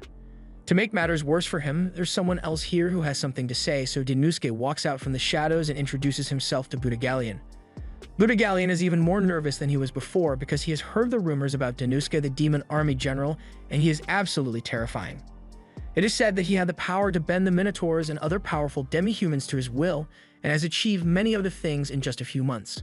Without a doubt, he's the most fearsome person in the demon army, so Budigalion is terrified by what Dinuske must have in store for him. Dinuske begins his statement by explaining that someone has been stealing the demon army's rosmarines recently, and he has reason to believe that Budigalion is the one behind it. That is why, to put a stop to the theft, Dinuske had this developed. A perfect replica of the rosmarine. At first glance, it is identical to a real one, but it doesn't actually do anything though. Its design is so good that even the king couldn't tell that it was a fake, and Dinuske has Sylphid to thank for the flawless design. After he realized that someone was stealing the rosmarines, he went to her to ask for help creating the rosmarine replicas. Sylphid initially refused since something like that would require a ton of work, but Dinuske seemed pretty desperate, so she said she would do it, but in exchange for her work, she wanted him to get her a cake. After Sylphid was done making the fake rosmarines, Dinuske used the map of village to figure out which village the thieves would likely target next, and went there ahead of time to set trap. Sure enough, thieves showed up and stole the fake rosmarines, but with that said, it's strange that Budigalion is in possession of those same fake rosmarines. Budigalion realizes he's majorly screwed because all this was part of Dinuske's plan to expose him, and he's doing it in front of the Golden King too, so there's no chance of Budigalion escaping. No matter how he looks at it, his odds of survival aren't looking good, so Budigalion uses his last resort and starts begging for his life. He apologizes to the king for his action, but he says he was only stealing the rosmarine so he could give the king the best deal possible, so he didn't know it was wrong. He's aware of how dumb that argument sounds, but it doesn't matter as long as it gets the king to spare his life. But unfortunately for Budigalion, mercy isn't one of the king's strong suits, so he declares that he is sentencing Budigalion to death. He uses his powers to create a lightning cage around Budigalion and then drops one of his gators from the ceiling for a midday snack. Budigalion screams in terror as he sees the hungry gator approaching him, and as he is slowly being attacked by it, he tries to flee, but there's nowhere to go. Hopelessness starts to set in as Budigalion comes to terms with the fact that he will die here. His final thought before he dies is of his children, and how he won't be able to take care of them anymore once he's gone. However, as the gator is about to chomp down on him, Dinuske uses his personal magic device to shoot a fireball at the gator. The king is enraged that Dinuske would dare to interfere with his execution. Dinuske was involved in the situation, so the king graciously allowed him to be present and make his case against Budigalion, but that doesn't give him the right to interfere with state affairs. He asks Dinuske if he is willing to take responsibility for his actions, but Dinuske says he has a good reason for what he did, so he asks the king to hear him out. The king is even more enraged and unleashes his twin lightning dragons, but he is willing to listen to what Dinuske has to say, so he lets him speak. First of all, Dinuske makes it clear that he is not doing this because he cares about Budigalion. He is doing it solely for the benefit of the Golden King. He claims that if Budigalion is killed, then it will lead to the collapse of the Rampage Kingdom, but the king fails to see how a single dishonest merchant could be so important. However, when Dinuske mentions the orange powder, it gets the king's attention. The Rampage Kingdom was formed thanks to its gold mines and has continued to thrive ever since, but in recent years the amount of gold has diminished, which is why it is important to extract as much gold as possible from minerals. And to do this, orange powder is used. By applying magic to the powder, it is possible to extract nothing but gold from the dirt. And the person in charge of importing the orange powder is Budigalion, so Dinuske tells the king that he can't kill him. The king still doesn't see why Budigalion is so important, since he can just have another merchant handle the orange powder import, but Dinuske tells him that it won't work. The orange powder is obtained from the country of Toki, and due to many civil wars over it, Toki is now restricting the export of orange powder altogether, so it would be impossible for a new merchant to get his hands on some. However, Budigalion is a special exception to the rule. Budigalion wonders how Dinuske could possibly know all this, so he explains that he was looking into orange powder a while ago to see if he could get some and use it to manufacture gold for the demon army. But unfortunately, it's impossible for him. Anyway, back to Budigalion. During one of the civil wars in Toki, the people were running out of food and supplies because no countries were supporting them, and all the merchants had fled. But Budigalion continued to trade in Toki even though it had become an active war zone at the time, and because of that, Toki's economy managed to survive the war. That is why Toki, as well as several other countries, are indebted to Budigalion, so he has received special permission to trade certain restricted goods. Even if some of his methods might be shady, Dinuske thinks it would be a shame to kill a merchant as skilled as Budigalion. Dinuske's argument is quite compelling, so the king dispels his lightning dragons, but he still doesn't understand why Dinuske would go so far, since even if Budigalion were to be killed and the Rampage Kingdom collapses, it would have nothing to do with the demon army. Plus, Budigalion stole directly from the demon army, so his presence is a problem for them. However, Danosuke doesn't understand why the king is so confused, since it's natural to want to help someone if you see them in trouble. Both Budigalion and the king are shocked by how innocent Danosuke is, so much so that the king bursts out laughing and can hardly control himself. He's in a good mood now, so he decides to let Budigalion live and leaves to go take a nap. Danosuke and Budigalion are then kicked out of the throne room, but at least they are both alive. Budigalion is still wary of Danosuke, since no ordinary man could make the king laugh so hard, so he assumes this was all part of Danosuke's plan. But in reality, Danosuke was quaking in his boots the entire time, so his legs are practically jelly now, and he needs help walking. Budigalion helps him walk, and the two head for the exit, but as they are leaving, Olulu shows up along with all the thieves that were working for Budigalion. But it turns out that they aren't just thieves, they are Budigalion's children. The girls are glad to see that Budigalion is safe, since they were sure the king would hurt him once the truth came out, but while he's glad to see them, he doesn't understand why the girls are here. Olulu explains that Danosuke asked her to find the girls and bring them here to see Budigalion. After the Chimozu incident with Budigalion, Danosuke did a little research on him, and at first he looked like a crooked merchant, but then Danosuke found out about how he took in a bunch of war orphans and raised them as his own. Anyone who would do that can't be all bad, so Danosuke couldn't help but want to protect him. Budigalion can't believe Danosuke went so far for him and his children, so he's really grateful to him. Later, before Danosuke leaves, he offers Budigalion a contract to sell the Rosmarines on behalf of the demon army. Budigalion is in disbelief because why would Danosuke offer him such an important contract when he already ripped them off once before? But Danosuke says he trusts that Budigalion won't do anything like that again. Plus, the demon army is pretty busy, so they don't have time to market the Rosmarines to distant places, which is why he wants Budigalion to do it. Budigalion is touched that Danosuke is willing to trust him after what he did, so he swears that he will change his ways and make sure Danosuke never regrets doing business with him. Now that the deal has been finalized, Danosuke turns to leave, but before he does, Budigalion informs him of a rumor he heard. It looks like the guilds in the demon army territory are becoming active. Danosuke and Olmundra later meet with the demon lord, and he is here to assign a pressing issue to them.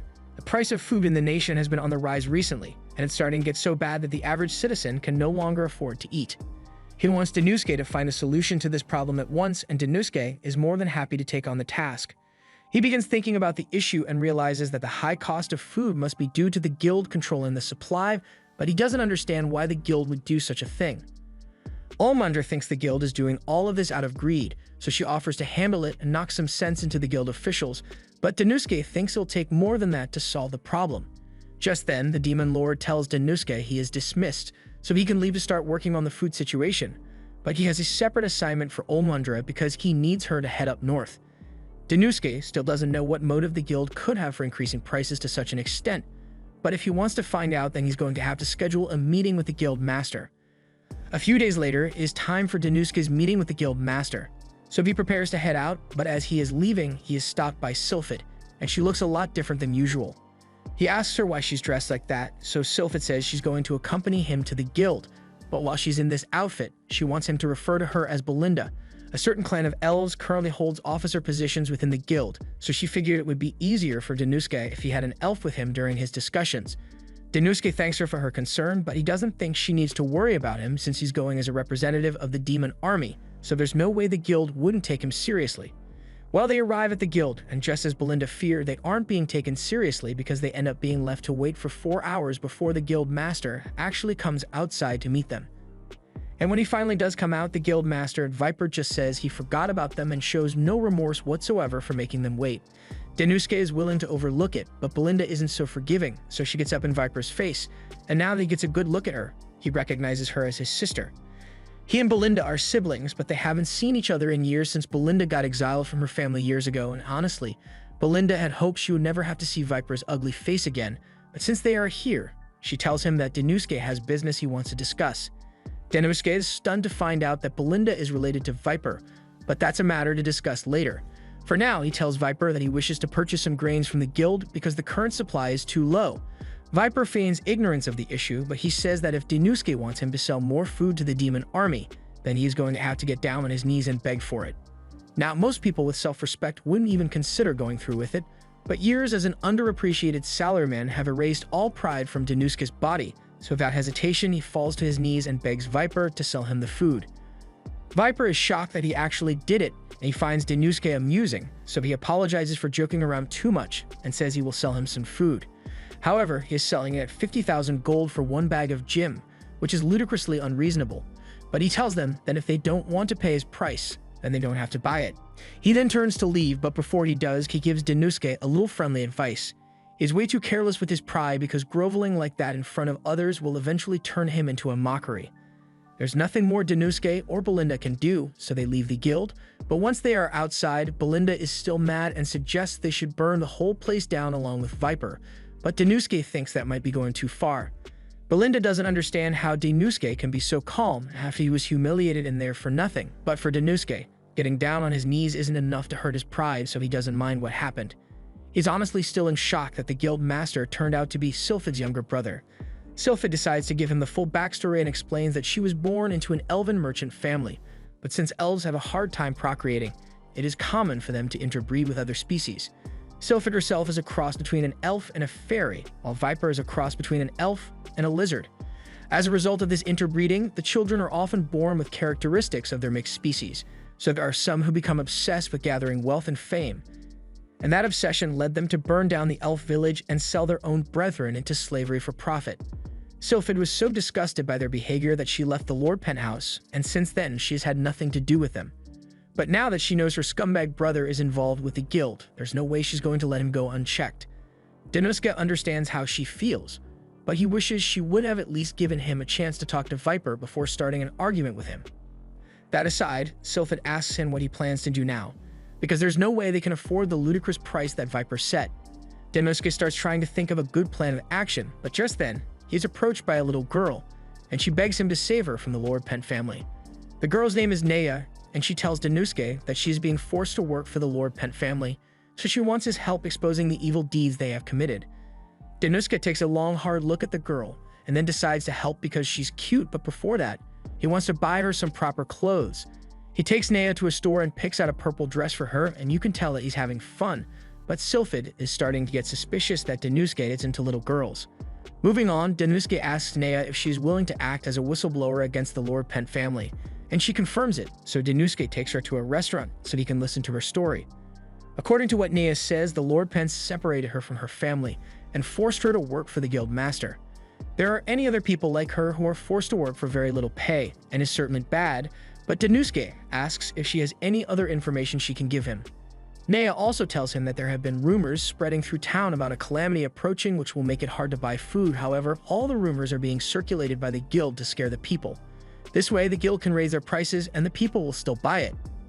Additionally, the guild also bought a lot of the existing gym supply and are limiting access to so they can maximize profits. All this is pretty damning evidence, but most of the officers in the guild are from the Lord Pent family and everyone else has been bribed, so nothing has been done about it. The Merchant Guild that was originally created to serve the common good has now come under the control of the Lord Pent family to serve their greedy desires.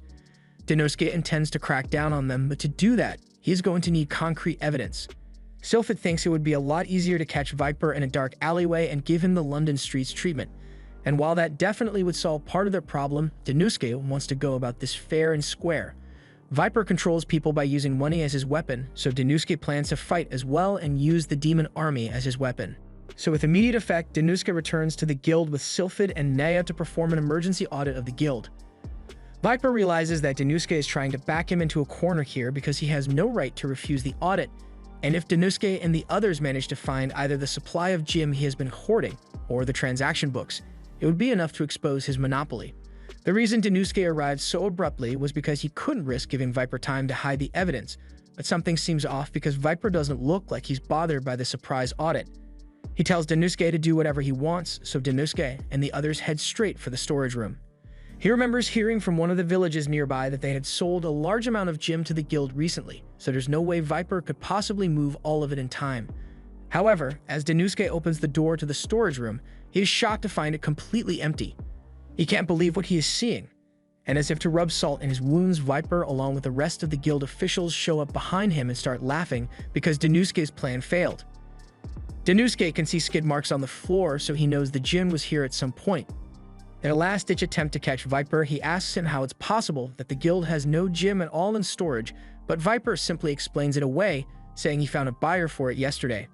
It's obviously a lie, but good luck proving that in court. Ultimately, Danosuke and Sylphid were forced to leave in defeat because they couldn't prove that Viper had done anything wrong. Even the guild ledgers had no inconsistencies, so it's practically impossible to prove that Viper is engaging in fraudulent activities. Faking ledger documents is a lot harder than moving products, so Sylphid thinks Viper might have been conducting his illegal trades under the name of the Lord Pent family, and that would explain why all the ledgers were so spotless. But right now, there's a more pressing matter at hand. It was clear that Viper had prepared for their audit in advance, but how could he have possibly known about it? It was supposed to be top secret, yet he still managed to learn of it and had enough time to hide the evidence. That must mean he received information from a mole, and given the circumstances, that could only be one person. Meanwhile, back at the guild, Viper is laughing his butt off because of how stupid he made Sylphid and Danosuke look, and he couldn't have done it without Nea's help, so he praises her for being such a good backstabber. Nea thanks him with a deadpan expression on her face because she was just doing as she was instructed, but she's a bit curious as to how Viper managed to hide all that gem, so she asks where he put it.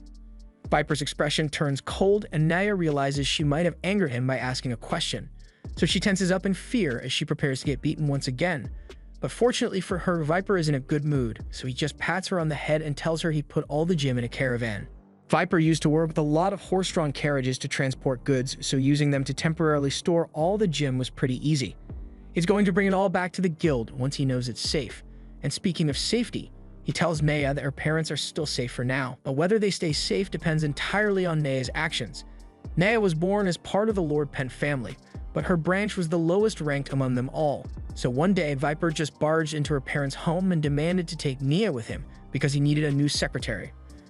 Her parents didn't want to let it happen, but they couldn't refuse orders from the main house, so they were forced to give up their daughter. What followed was constant abuse at the hands of Viper because he didn't like how Nea's face reminded him of his older sister. Then one day he called her into his office and told Nea to become a spy for him. He knew Danosuke was a soft-hearted guy, so if he saw a pitiful little girl, he was bound to sympathize with her, no matter how suspicious she was.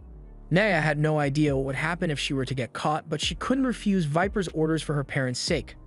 That afternoon, Danosuke takes a stroll through town, and he is disheartened by all the gloomy and hungry people he sees around, so he needs to do something about it. He is so deep in thought that he doesn't notice Olmunder standing right in front of him. She eventually manages to snap him out of it, and Danosuke is surprised to see her because he thought the Demon Lord sent her on a mission in the north. Olmunder says he's right, but she just got back and she brought back some souvenirs too. She was sent up north to deal with some wyverns that were terrorizing the villages there, and wyverns are huge, deadly creatures, so it wasn't easy. She managed to take out 30 wyverns altogether, and she brought them back with her as trophies of her victory. Danosuke thinks about what Olmunder just told him, and it gives him a great idea, so he tells her she's amazing. Olmunder blushes a little from Danosuke's compliment, but Danosuke has already started working on logistics. 30 wyverns should be more than enough for what he is planning, so he has finally come up with a solution to their guild problem. Danosuke calls Mia back to his office to help again, and since the surprise inspection of the guild failed, he has come up with a new plan to deal with the situation, and he calls it Dragon Strike. Nea still has to collect information for Viper, so she asks Danosuke if he can explain the plan to her, but just then, Olmunder and Olulu enter the room. They are here to tell Danosuke that they've finished the first batch of the smoked wyvern, and with the cooking method he suggested, it actually tastes really good. Danosuke then explains that he plans to distribute the wyvern meat throughout the region in order to solve the current food shortage, and this way they won't have to worry about the guild hoarding the gem supply. Nea realizes that this will be a huge problem for Viper, so she needs to find out as much as she can about it, otherwise Viper will get mad. She asks Danosuke how he plans to distribute the smoked meat, and Danosuke is about to tell her all about it, but before he does, Sylphid stops him. She tells him it might not be a good idea to share that information right now, and Naya realizes that Sylphid might be onto her scheme. But even so, she can't afford to disappoint Viper. Later that evening, she sneaks back into Danosuke's office and starts rummaging through his files to find the distribution information, and once she does, she attempts to sneak out unnoticed. Unfortunately for her, Sylphid was right there waiting for her, so Naya has been caught red-handed. Sylphid tells Naya she should be ashamed of herself for deceiving Danosuke because he genuinely wanted to help her. Naya says Sylphid has no right to lecture her because all this is her fault to begin with. She then throws a smoke bomb on the ground to create a distraction and escapes from the castle. She manages to make it back to the guild and informs Viper of the smoked wyvern distribution plan, but Viper doesn't think smoked wyvern will be enough to replace his gem. Even so, if people end up well fed, they won't be desperate enough to pay Viper's extortive prices, so he's going to interfere as much as possible. He asks Naya where Danusuke plans to begin distribution of the wyvern meat, and according to what Nia saw, distribution is meant to begin at the center of the city. But she doesn't want to give him that information. She knows Viper is going to try and stop the distribution, so as a small act of defiance, she lies and tells him that the distribution is going to begin in the suburbs. Unfortunately, Viper doesn't believe her. He knows she is lying because Danusuke is a reasonable man, and the most reasonable and time-efficient location to be in distribution would be Center Street. Maya tries to claim that Danusuke is just starting from the suburbs to throw Viper off his scent, but Viper knows Danusuke wouldn't do something like that. When the two of them met, he realized that Danusuke is naive, but he is also very careful, so he wouldn't do something so reckless. But anyway, since the distribution is happening tomorrow, Viper has no reason to worry about it, since by tomorrow morning the carriages carrying all the gym will return to the city, and since all the people are practically starving, they'll buy it all up in an instant no matter what price he sets. So even if Danusuke distributes the wyvern meat later in the day, Viper would have made his profit by then. But that aside, Naya did try to lie to him, so Viper says he's going to punish her now, and he will make sure her punishment is completely unbearable. Meanwhile, back at the Demon Lord's castle, Sylphid tries to convince Danusuke to put a hold on the wyvern distribution plans because by now, Naya must have already told Viper all about it. However, Danusuke already knew this would happen. In fact, he knew Naya was a spy from the first moment he met her. When Naya first came up to him, he noticed a bruise on her neck, and when he took her to buy some clothes, she picked out clothes that covered her entire body, even though demons like her should like more revealing clothes. This led Danusuke to believe that her entire body must be covered in bruises, and that means she must have been abused by Viper for a long time. However, throughout the time they spent together, Naya never once mentioned anything about her abuse, which raised Danusuke's suspicion. But what made him sure that Naya was a spy was the look in her eyes. Back when he was a salaryman, he had 3 co-workers whom he was really close to, and they all wanted to bring about good change within the organization. But one by one, the higher-ups of the company made their lives a living hell. Everything from public humiliation, demotions, and back-breaking work was used to crush their spirit, and eventually, all of them lost the shine in their eyes. That's the same way Naya's eyes looked to Danusuke, devoid of life and willing to do whatever it takes to survive, so even though she was a spy, he still feels bad for her. Sylphid tells Danusuke that he is being naive, but regardless of that, they still need to come up with a plan of action against Viper.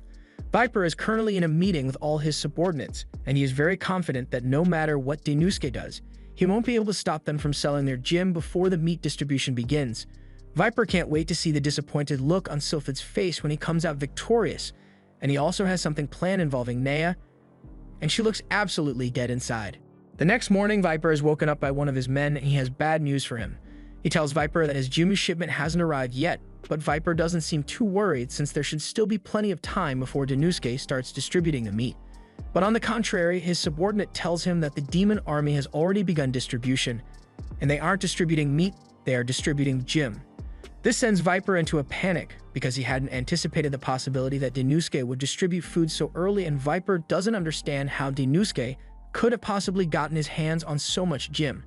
As he runs down the stairs, he finds Sylphid standing there, and she's here to explain exactly why Viper failed.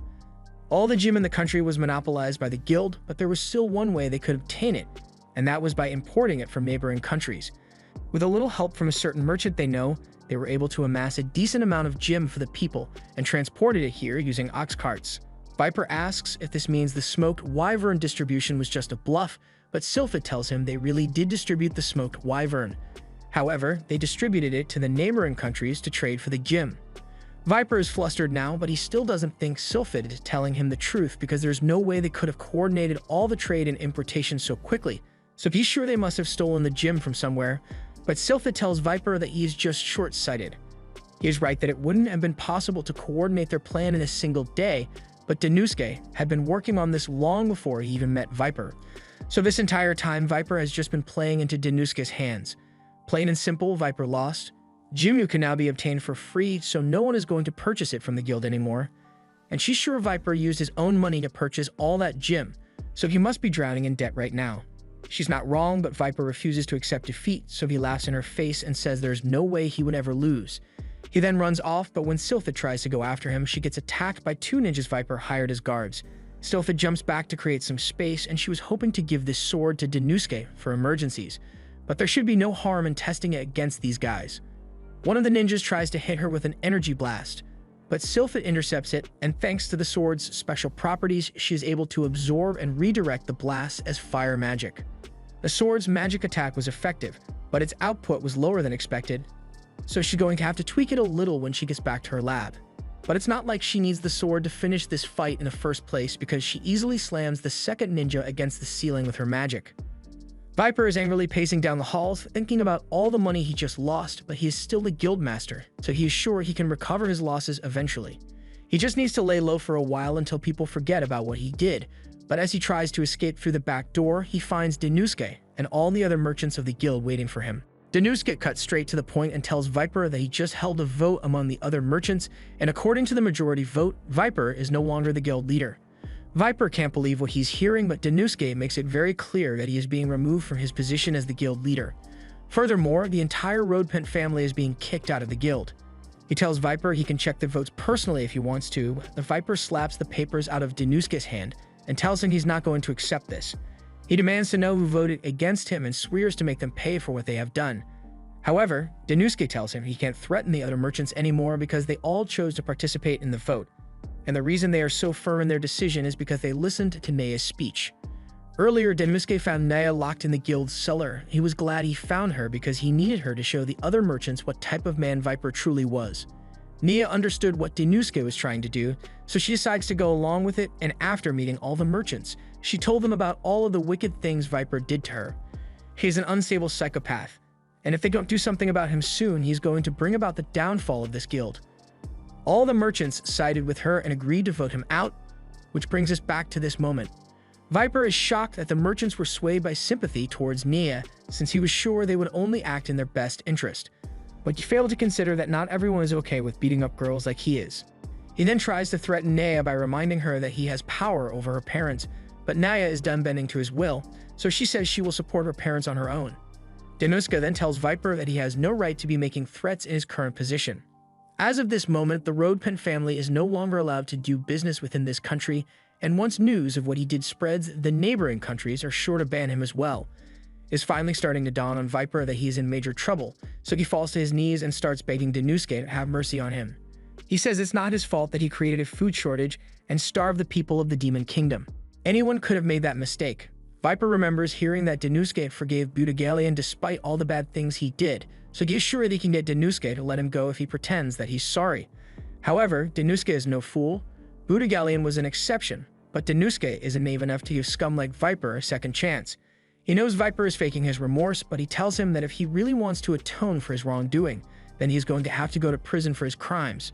After seeing that Denusuke won't forgive him, Viper immediately jumps back and angrily attempts to attack him, but before he could get to Denusuke, Sylphid appears behind him and slashes his back. Soon after, Viper is tied up and is being hauled off to prison. Before he is taken away, Denusuke tells him that a thorough investigation of all of his crimes will be conducted, and then he will receive an adequate punishment. However, Viper tells Denusuke that even if he lost this round, it doesn't mean Denusuke has won because a great calamity will still befall this kingdom, and there's nothing he can do to stop it. Viper then bursts out in maniacal laughter, so Sylphid smacks him on the head to shut him up, and he is dragged off to jail. Denusuke is a little worried about what Viper said, but Nea calls his attention because she wants to apologize to him. She took advantage of his trust even though he was so kind to her, so she asks him to punish her so she can atone for her mistake. Denusuke sternly tells her to follow him to his office, where Nea expects to be punished, but to her surprise, she is offered a job as Denusuke's secretary instead. Denusuke tells her that because she acted as a spy against the demon army, she has the choice of either serving serious jail time or being punished with forced labor as his secretary, with full salary and benefits. At least that's the cover story Denusuke came up with, but in reality this was all part of a deal he struck with her father. Viper had put Nea's father in charge of his gym carriages because he thought he had full control over Nea and her family, but Nea's father betrayed him and broke one of the carriages to stall the caravan. That's why Viper's gym shipment was late, and they were able to defeat him so swiftly. Denusuke plans to reform the guild now that Viper is gone, and to do that, he is going to need as many talented people as possible, so he asks Nea if she's willing to come work for him, and Nea happily accepts.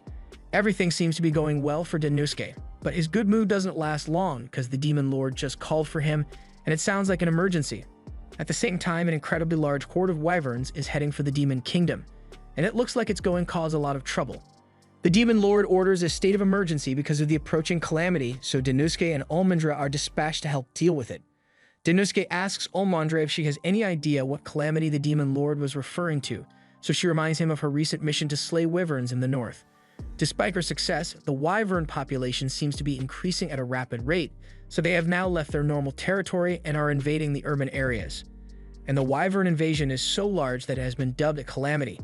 This is Olmandra's first time experiencing a calamity, but every other time a calamity has occurred in the past, something tragic has happened, often leading to an entire country being destroyed. That's why the Demon Lord gave all 4 of them special orders this time around. Sylphid was ordered to observe the perimeter of the wyvern swarm and start thinking of a countermeasure for them, while Denouske, Gnome, and Olmandra are being sent to the front lines to intercept the wyverns. Olmandra knows fighting isn't Denouska's strong suit, so she asks him if he is prepared for this, and Denouske is determined to do everything he can. They soon arrive at one of the demon fortresses built for situations like these, and they are greeted by Gnome. She has heard about everything Denouske did to turn over the situation with the guild, and she is so impressed that she thinks Denouske deserves to be called a hero. She asks if the hero has a plan to deal with the situation here. But Denouske tells her he's not a hero, and Olmandra starts yelling at Gnome for attempting to put such a burden on Denouska's shoulders when he's so weak. But all of a sudden, an alarm goes off because a wyvern swarm is heading for their fortress.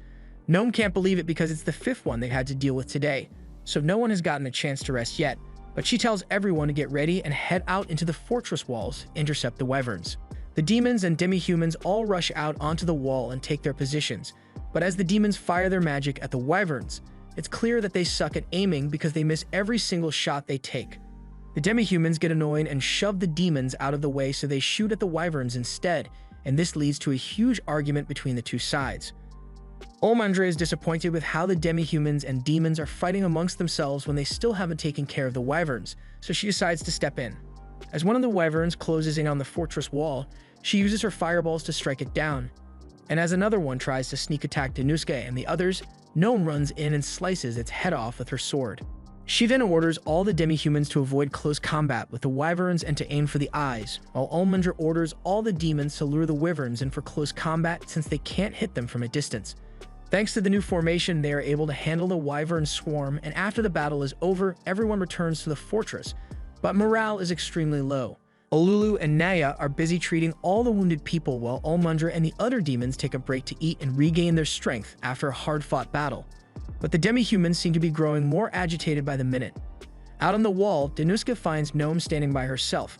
Sugi offers her some food, but she tells him she's fine since demi-humans don't need to eat as much as demons do. But since Denouske is here, she tells him she's a little disappointed by how useless he turned out to be on the battlefield. Denouske reminds her that he's a non-combatant, so he never really had much to offer in terms of fighting. In that case, Gnome asks him to make himself useful in another way and tell her what he thinks of the current state of this fortress. Denouske puts it bluntly and tells her that this fortress won't last another 2 days with the way it is now. In theory, the fortress should be able to withstand the wyvern attacks, but its downfall will be all in the infighting between the demons and demi-humans. For one, they have incompatible battle strategies, such as demons have high individual attack patterns and struggles with organized battle plans, while demi-humans are weaker but understand strategy and formations. Both groups are exact opposites of one another and fail to see the value of the other side. Another issue is the supplies. Maintaining an army requires a large number of supplies, but they are currently running low, and when it comes to food, demons consume much more than demi-humans do. It's unavoidable since demons need to eat a lot to recover their magic, but it is causing the demi-humans to become agitated. Gnome tells Denouske that the demi-humans normally wouldn't be bothered by how much the demons eat, but with all the battles they've been fighting recently, the demons have been eating a lot more than usual, so tensions are at an all-time high. And the biggest divide between the two races is their pre-existing feud. Even if they have been keeping their grudges under control so far in the heat of battle, all hell could break loose, and in the worst case, they might end up killing each other. Gnome understands the point Denouske is trying to make, but she asks him what he should suggest as a solution to this problem. Gnome was already aware of the hatred brewing among the demons and demi-humans, and she's tried to resolve it once before, but she ultimately failed. Anyone can point out the problem, but it takes a special kind of man to find a solution. And Denouske is that man, so he straightens his tie and asks Gnome to show him a map of the fortress. She leads Denouske down to one of the fortress rooms and pulls out the map he asked for. He takes a look at it and notices that all the roads are extremely well maintained, so it would be easy to transport supplies along them. He also notices an abandoned village behind the fort and gives him the perfect idea, so he tells Nome he has thought of a way to solve all their problems. For now, he asks her to take him to the abandoned village, and just as he had expected, there are still a lot of usable buildings. Dennosuke has explained his whole plan to Nome, and she is amazed because it really does sound like it will solve all their problems if they execute it. But the problem now is how they are going to execute the plan. They still need to convince both the demons and demi-humans to go along with it, and there's no way the demons will ever obey instructions from Nome. But if they try to split command between Nome and Olmundret, then it might cause confusion among the troops, which is why Nome says it's best if Dennosuke does it himself.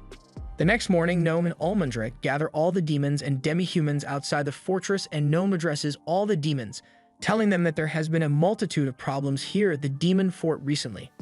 But there's someone here who is going to solve all their problems, the hero Dennosuke Ukimura.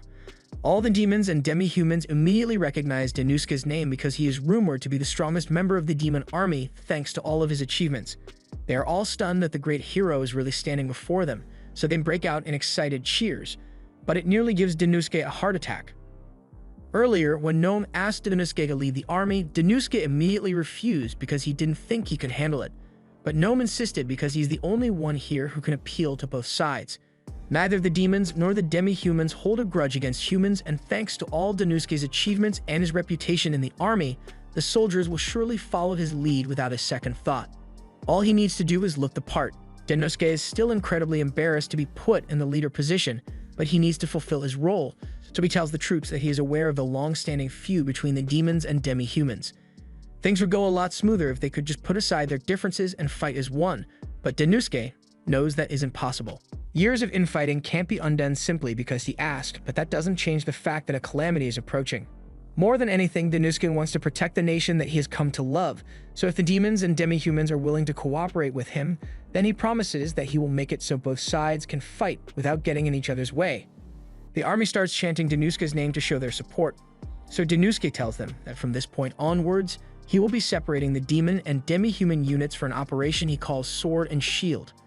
By the time the next Wyvern attack occurs, Dennosuke's plan has already been put into motion, so Nome orders the demi-humans to get to their stations and ready their weapons. The basis of the Sword and Shield operation is to divide the forces and focus on each group's strengths. The demi-humans are the shield part of the plan, so their job is to act as a diversion and draw the attention of the Wyverns. While they are doing that, the demons that have been stationed at the abandoned village are given the signal to rush over to the stronghold to act as the sword. With this setup, the demi-humans lure the Wyverns in until they are close enough for the demons to strike them down. The plan works flawlessly as by the time the battle is over, all the Wyverns have been killed without the army suffering a single casualty. Everyone is amazed by just how effective Dennosuke's plan was because he pretty much got rid of all the struggles they were facing in one day, and Dennosuke looks pretty proud of himself. Later that evening, Olmundret heads down to the lake by the abandoned village so she can wash off all the dragon blood she got on herself. But then she hears that Dennosuke and Nome are having a meeting alone, so she gets jealous and is about to rush over. However, Olulu reminds her that she still smells like wyvern guts, so she should at least finish her bath before heading over there. Meanwhile, Dennosuke and Nome are having their meeting, and Dennosuke tells her that he has a plan to relocate unused stock. Right now, supplies are being distributed to the 3 citadels equally, but the one they are at right now is experiencing most of the combat, so it makes sense to allocate more resources to this citadel. To do this, Dennosuke intends to have all the supplies delivered to a safe house first, after which it will be distributed to the citadels according to their needs. This way, even with the demons' increased consumption, everyone will still have enough food to eat, and the conflicts between the demons and the demi-humans will be reduced. Nome is unbelievably impressed with everything Dennosuke has achieved, so she tells him he really does deserve to be called a hero, but Dennosuke tells her to stop calling him that. Just then, Olmundret shows up, and she seems a little pissed that Dennosuke and Nome are getting along so well, but she gets over it. They continue the meeting, and Nome mentions that she wants to start sending some of the troops home since the immediate crisis has passed. She asks if Olmundret has any objections to this, but Olmundret says she's fine with it. In fact, she was asked to return to the Demon Lord's castle to give a report on the situation. And before she leaves, she wants to properly thank Dennosuke because he is the only reason this fortress managed to survive all those wyvern waves. And hearing Dennosuke's speech about putting their differences aside for the sake of their country really resonated with her, so she's going to try to get along with Nome a little more. Denosuke is certainly happy that everything has been going well so far, but he can't afford to rest yet because his operation still has one fatal weakness, and he needs to resolve it before it becomes a problem. He starts combing through all the reports he can find, looking for an explanation as to why all the wyverns are concentrated on this stronghold, because it still doesn't make sense to him. A few hours later, Olulu and Naya come running into Denosuke's office because they got bad news. They have received reports that wyverns attacked the two other strongholds, and since they just sent soldiers home, they are short on manpower, so Olmundra has been forced to fight them all by herself. After hearing this, Denosuke rushes out to check on Olmundra and finds her locked in battle with a group of wyverns. She is struggling to take out the last one, so she is forced to unleash her true power to finish it off, but the toll it takes on her body leads her to fall over and pass out. Olmundra is later brought back to the castle to be treated, so Denosuke rushes to go check on her. Naya has treated most of Olmundra's wounds, but she used up a lot of her mana, so she'll be unconscious for a while. Denosuke is relieved that Olmundra is going to be alright, but they don't know when the wyverns will attack next, so Denosuke gets up and says he will get to work right away to make sure no one else suffers. According to the intel they got from Sylphid, the wyverns are currently staying near the lake after their most recent attack. The Rabbito village and Popon town were both ravaged by the wyverns, along with Olulu's hometown. Those who were guarding her village were nearly captured by the wyverns, and several of Olulu's close friends were injured in the battle. Denosuke realizes Olulu must be worried about her friends if he gives her permission to head home to be with them. Since the wyverns just carried out their attacks, the chances of Olulu getting attacked on her way home are pretty low. But even so, Denosuke still plans to send a decent number of guards with her to ensure her safety. Olulu is thankful for Denosuke's consideration, but she asks who will help him with the wyvern investigation if she leaves. To which Denosuke tells her he can handle it on his own, but that's easier said than done. It would be easy to fight back against the wyverns if he could figure out what their attack pattern is, but he's not sure how he's supposed to do that. There's a lot of data to look through and everyone else is busy, so he is going to have to do it all on his own. However, he has barely gotten any sleep in the past few days, so he is starting to feel the effects. He knows he should probably get some rest, but with the current situation he can't afford to take a break, so he starts trying to think of a plan like his life depends on it. All of a sudden, he blacks out and finds a demon lord standing before him. He is shocked and asks what the demon lord is doing all the way out here, but the demon lord begins scolding Denosuke for letting himself fall into such a sorry state. He orders Denosuke to go to sleep, but Denosuke tries to argue that he doesn't have time to sleep when there's a crisis in hand. The demon lord cuts him off and asks him if he really intends to come up with a plan while he is sleep deprived. Soldiers are going to fight and risk their lives to execute whatever plan Denosuke comes up with, so he can't let himself get caught up in all the panic. Denosuke realizes that the demon lord is right, since if he were to rush and come up with a flawed plan, then several lives could be lost, so he agrees to go to sleep and the demon lord puts him to bed. Denosuke believes this must have been a hallucination, but the demon lord really did come all the way here to tuck him into bed. The next morning, Denosuke wakes up and he feels totally refreshed, so he gets out of bed and gets dressed so he can begin working on a new plan. After several hours of work, Denosuke finally comes up with something, so he returns to the fortress and meets Gnome. Gnome assumes Denosuke must have come up with a plan if he's here after everything that happened, and she's right. Denosuke tells her he has finally made a breakthrough, so he wants to brief the soldiers on his new plan of attack. As Denosuke addresses the soldiers, he tells them that he has prepared plans for a final battle against the wyverns. Earlier, he told Gnome that he figured out the logic behind the wyverns' attacks, and it turns out that the wyverns are targeting women.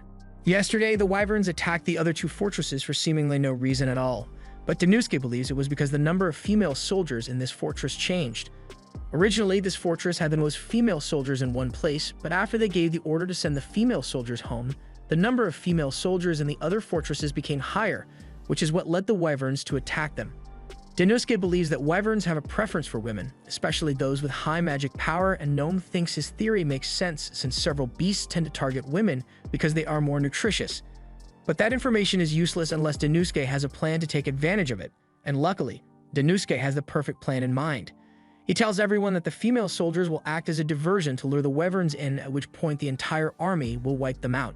This plan comes with several risks, so naturally the women are a bit uneasy about being used as bait. And the men are concerned because if they lose this all-out battle, then the fortress will fall. Gnome had expected such a reaction since no one would be happy to go into an all-or-nothing battle, but the fact that Olmundra is out of commission as well really drained everyone's morale. And even the best of strategies can fail if morale is low, so it is up to Denosuke to ease the worries of the soldiers. He tells them that he isn't the hero they think he is. His combat power is weak, and he's not even originally from this world. However, none of that matters when it comes to protecting the territory.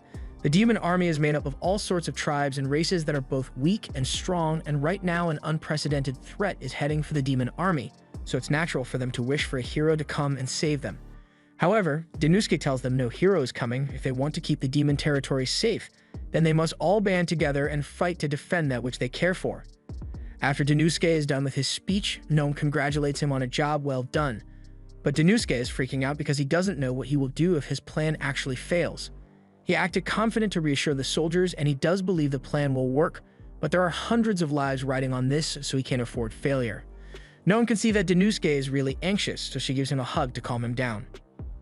Her mother often did this for her whenever she was worried, so Gnome figured it would help Denouske too, and she was right because he feels a lot better now. Gnome then reminds him that he is essential to the demon army, so he needs to stay calm at times like this. And if it ever becomes too much for him, he can always rely on his friends to have his back. With that said, it's about time for them to go issue orders to the soldiers so they'll be prepared for battle, and soon after a time arrives. A swarm of wyverns begins closing in on the fortress just like Denouske had predicted. All the demon women are gathered in one spot to lure the wyverns in. And while the demi-humans provide cover fire to thin out the numbers of the wyverns, the male demons get into position around the female demons to help fight off the wyverns that will attack them. The plan seems to be working fairly well, but Denouske isn't sure the soldiers will be able to hold out long enough when there are this many wyverns attacking at once. Luckily, Gnome is there as well to provide ground support. With all the wyverns gathered in one place, it's now just a matter of killing them all in a controlled manner to ensure that the troops are not overwhelmed, so Denouske continuously yells directives across the battlefield to ensure the soldiers are covering all infiltration points. And even though he can't do much on his own, Denouske still has that magic device Sylph had made for him. So he uses it to cast fireballs and launches it at the wyverns. Thanks to everyone's combined efforts, they were able to finish off the last of the wyverns, and everyone is relieved that they managed to survive. But all of a sudden, the clouds begin to change and a massive wyvern appears. It begins firing magic blasts at the fortress, and Denouske is starting to panic because he didn't consider a situation like this when he came up with his plan. The giant wyvern raises its hand to squish Denouske, but at the last second, he is saved by Olmandra, who has finally recovered. She apologizes for being so late, but she rushed over here as soon as she heard of Denouske's plan. Denouske thanks her for saving his life, but Olmandra isn't so sure she can win this fight. Her magic power is still depleted, so compared to her usual massive mana pool, this is all she can muster. However, that doesn't mean she can't fight with it. So she condenses her magic into a point and launches an attack that blows one of the wyvern's arms off. Gnome then shows up and cuts the wyvern's second arm off. And Sylphid is here too because she heard about Denouske's speech and she had to join in. Now, all four elite generals are gathered in the same spot, so Olmandra, Gnome, and Sylphid combine their power and blow the wyvern's head clean off his body. Once the dust settles, it looks like they have finally won, so Olmandra finally relaxes and briefly loses consciousness. Denouske manages to catch her and asks if she's alright, but she's pretty much out of mana, and she went way past her limit already, so she's nowhere near alright. But they won the battle anyway, so Olmandra tells Denouske to ring the bell and announce their victory to all the soldiers. Denouske would like to do that, but for some reason, he gets the feeling that this battle isn't over yet. This was meant to be a calamity that could destroy entire countries, so he has a hard time believing that they came out victorious so easily. And now that he thinks about it, whenever the wyverns would kidnap women, they always seem to be carrying them back somewhere, almost like worker ants carrying food back to their nest. But if that's the case, then where is the wyvern's queen? Just then, the ground begins to shake, and to everyone's horror, that mountain over in the distance begins to move because it has legs. It turns out to be a gargantuan wyvern, and now Denouske understands why this is referred to as a calamity. There's no way any of them could beat this thing, so they don't know what to do. But all of a sudden, a magic circle appears in front of them, and the demon lord comes out of it. He thanks his generals for doing a great job of protecting his kingdom up till now, but this threat is more than they can handle, so he will be handling it personally. The wyvern begins charging up a blast and fires it straight at the fortress, but the demon lord is prepared, so he uses his magic to cast a barrier that completely blocks the blast. After which the demon lord begins casting a spell that forms a black square above the wyvern, and from that square, a game ball of condensed mana falls on top of the wyvern. It pushes the wyvern down, but the wyvern manages to survive it, so the demon lord is going to have to get serious here. He begins casting the spell again, but this time he makes the mana sphere 1,000 times bigger, and no matter how hard the wyvern tries to resist, it ultimately succumbs to the tremendous pressure of the Demon Lord's magic. The giant wyvern then begins to sink into the ground and its body disappears, leaving the remaining wyverns without a leader, so they won't be attacking anymore. Dennuske is still in awe of the power the Demon Lord possesses, but the Demon Lord snaps him out of it and tells Dennuske that the battle is finally over, so he should go announce their victory to the troops. Dennuske happily does so, and upon hearing that they are victorious, all the soldiers begin to cheer with all their might. Dennuske is happy everything worked out alright, but then Gnome approaches him and asks if he would consider coming to work with her. After seeing Dennuske in action, she seriously wants to have him around to help with her work, but Olmundra gets in front of Dennuske and tells Gnome she already called dibs. After the battle against the Calamity was finally over, Dennuske and the other elite generals received their rewards for a job well done. Olmundra, Sylphid, and Gnome all received special magic stones to show how much the Demon Lord appreciated their effort. But when it came time for Dennuske to receive his, the Demon Lord personally comes down from his throne to hand Dennuske his magic stone. And afterwards, he tells him that there's something he wishes to discuss later. After the awards ceremony, Dennuske goes to meet with the Demon Lord privately and tells him how impressed he was with the power the Demon Lord displayed against the monsters, but the Demon Lord catches him off guard by asking Dennuske what he thinks it means to be king. Dennuske answers, saying a king is the captain in charge of leading the nation. And after a little pause, the Demon Lord asks Dennuske to become the king. Dennuske freaks out after hearing this because he knows he can't handle a role as important as king, but the Demon Lord tells him that he is an extremely talented man, and within the short time he has been here, he has managed to accomplish so much and push the demon army to new levels. All these things fit the role of a king, but there is one other thing. As of now, Dennuske is only fulfilling the role of a good slave. He has been faithfully accomplishing his task, but because of his submissive nature, he tends to be a little too accommodating and he has a low opinion of himself. He knows Dennuske could be capable of so much more, but there's obviously something holding him back. Dennuske clearly has something on his mind, so he asks the Demon Lord to give him some time to think about his offer. Once he is alone, Dennuske thinks about what the Demon Lord said, and maybe there really is something holding him back. He thinks back to his time as a salaryman and how whenever he tried to make improvements, he was constantly beaten down by those above him.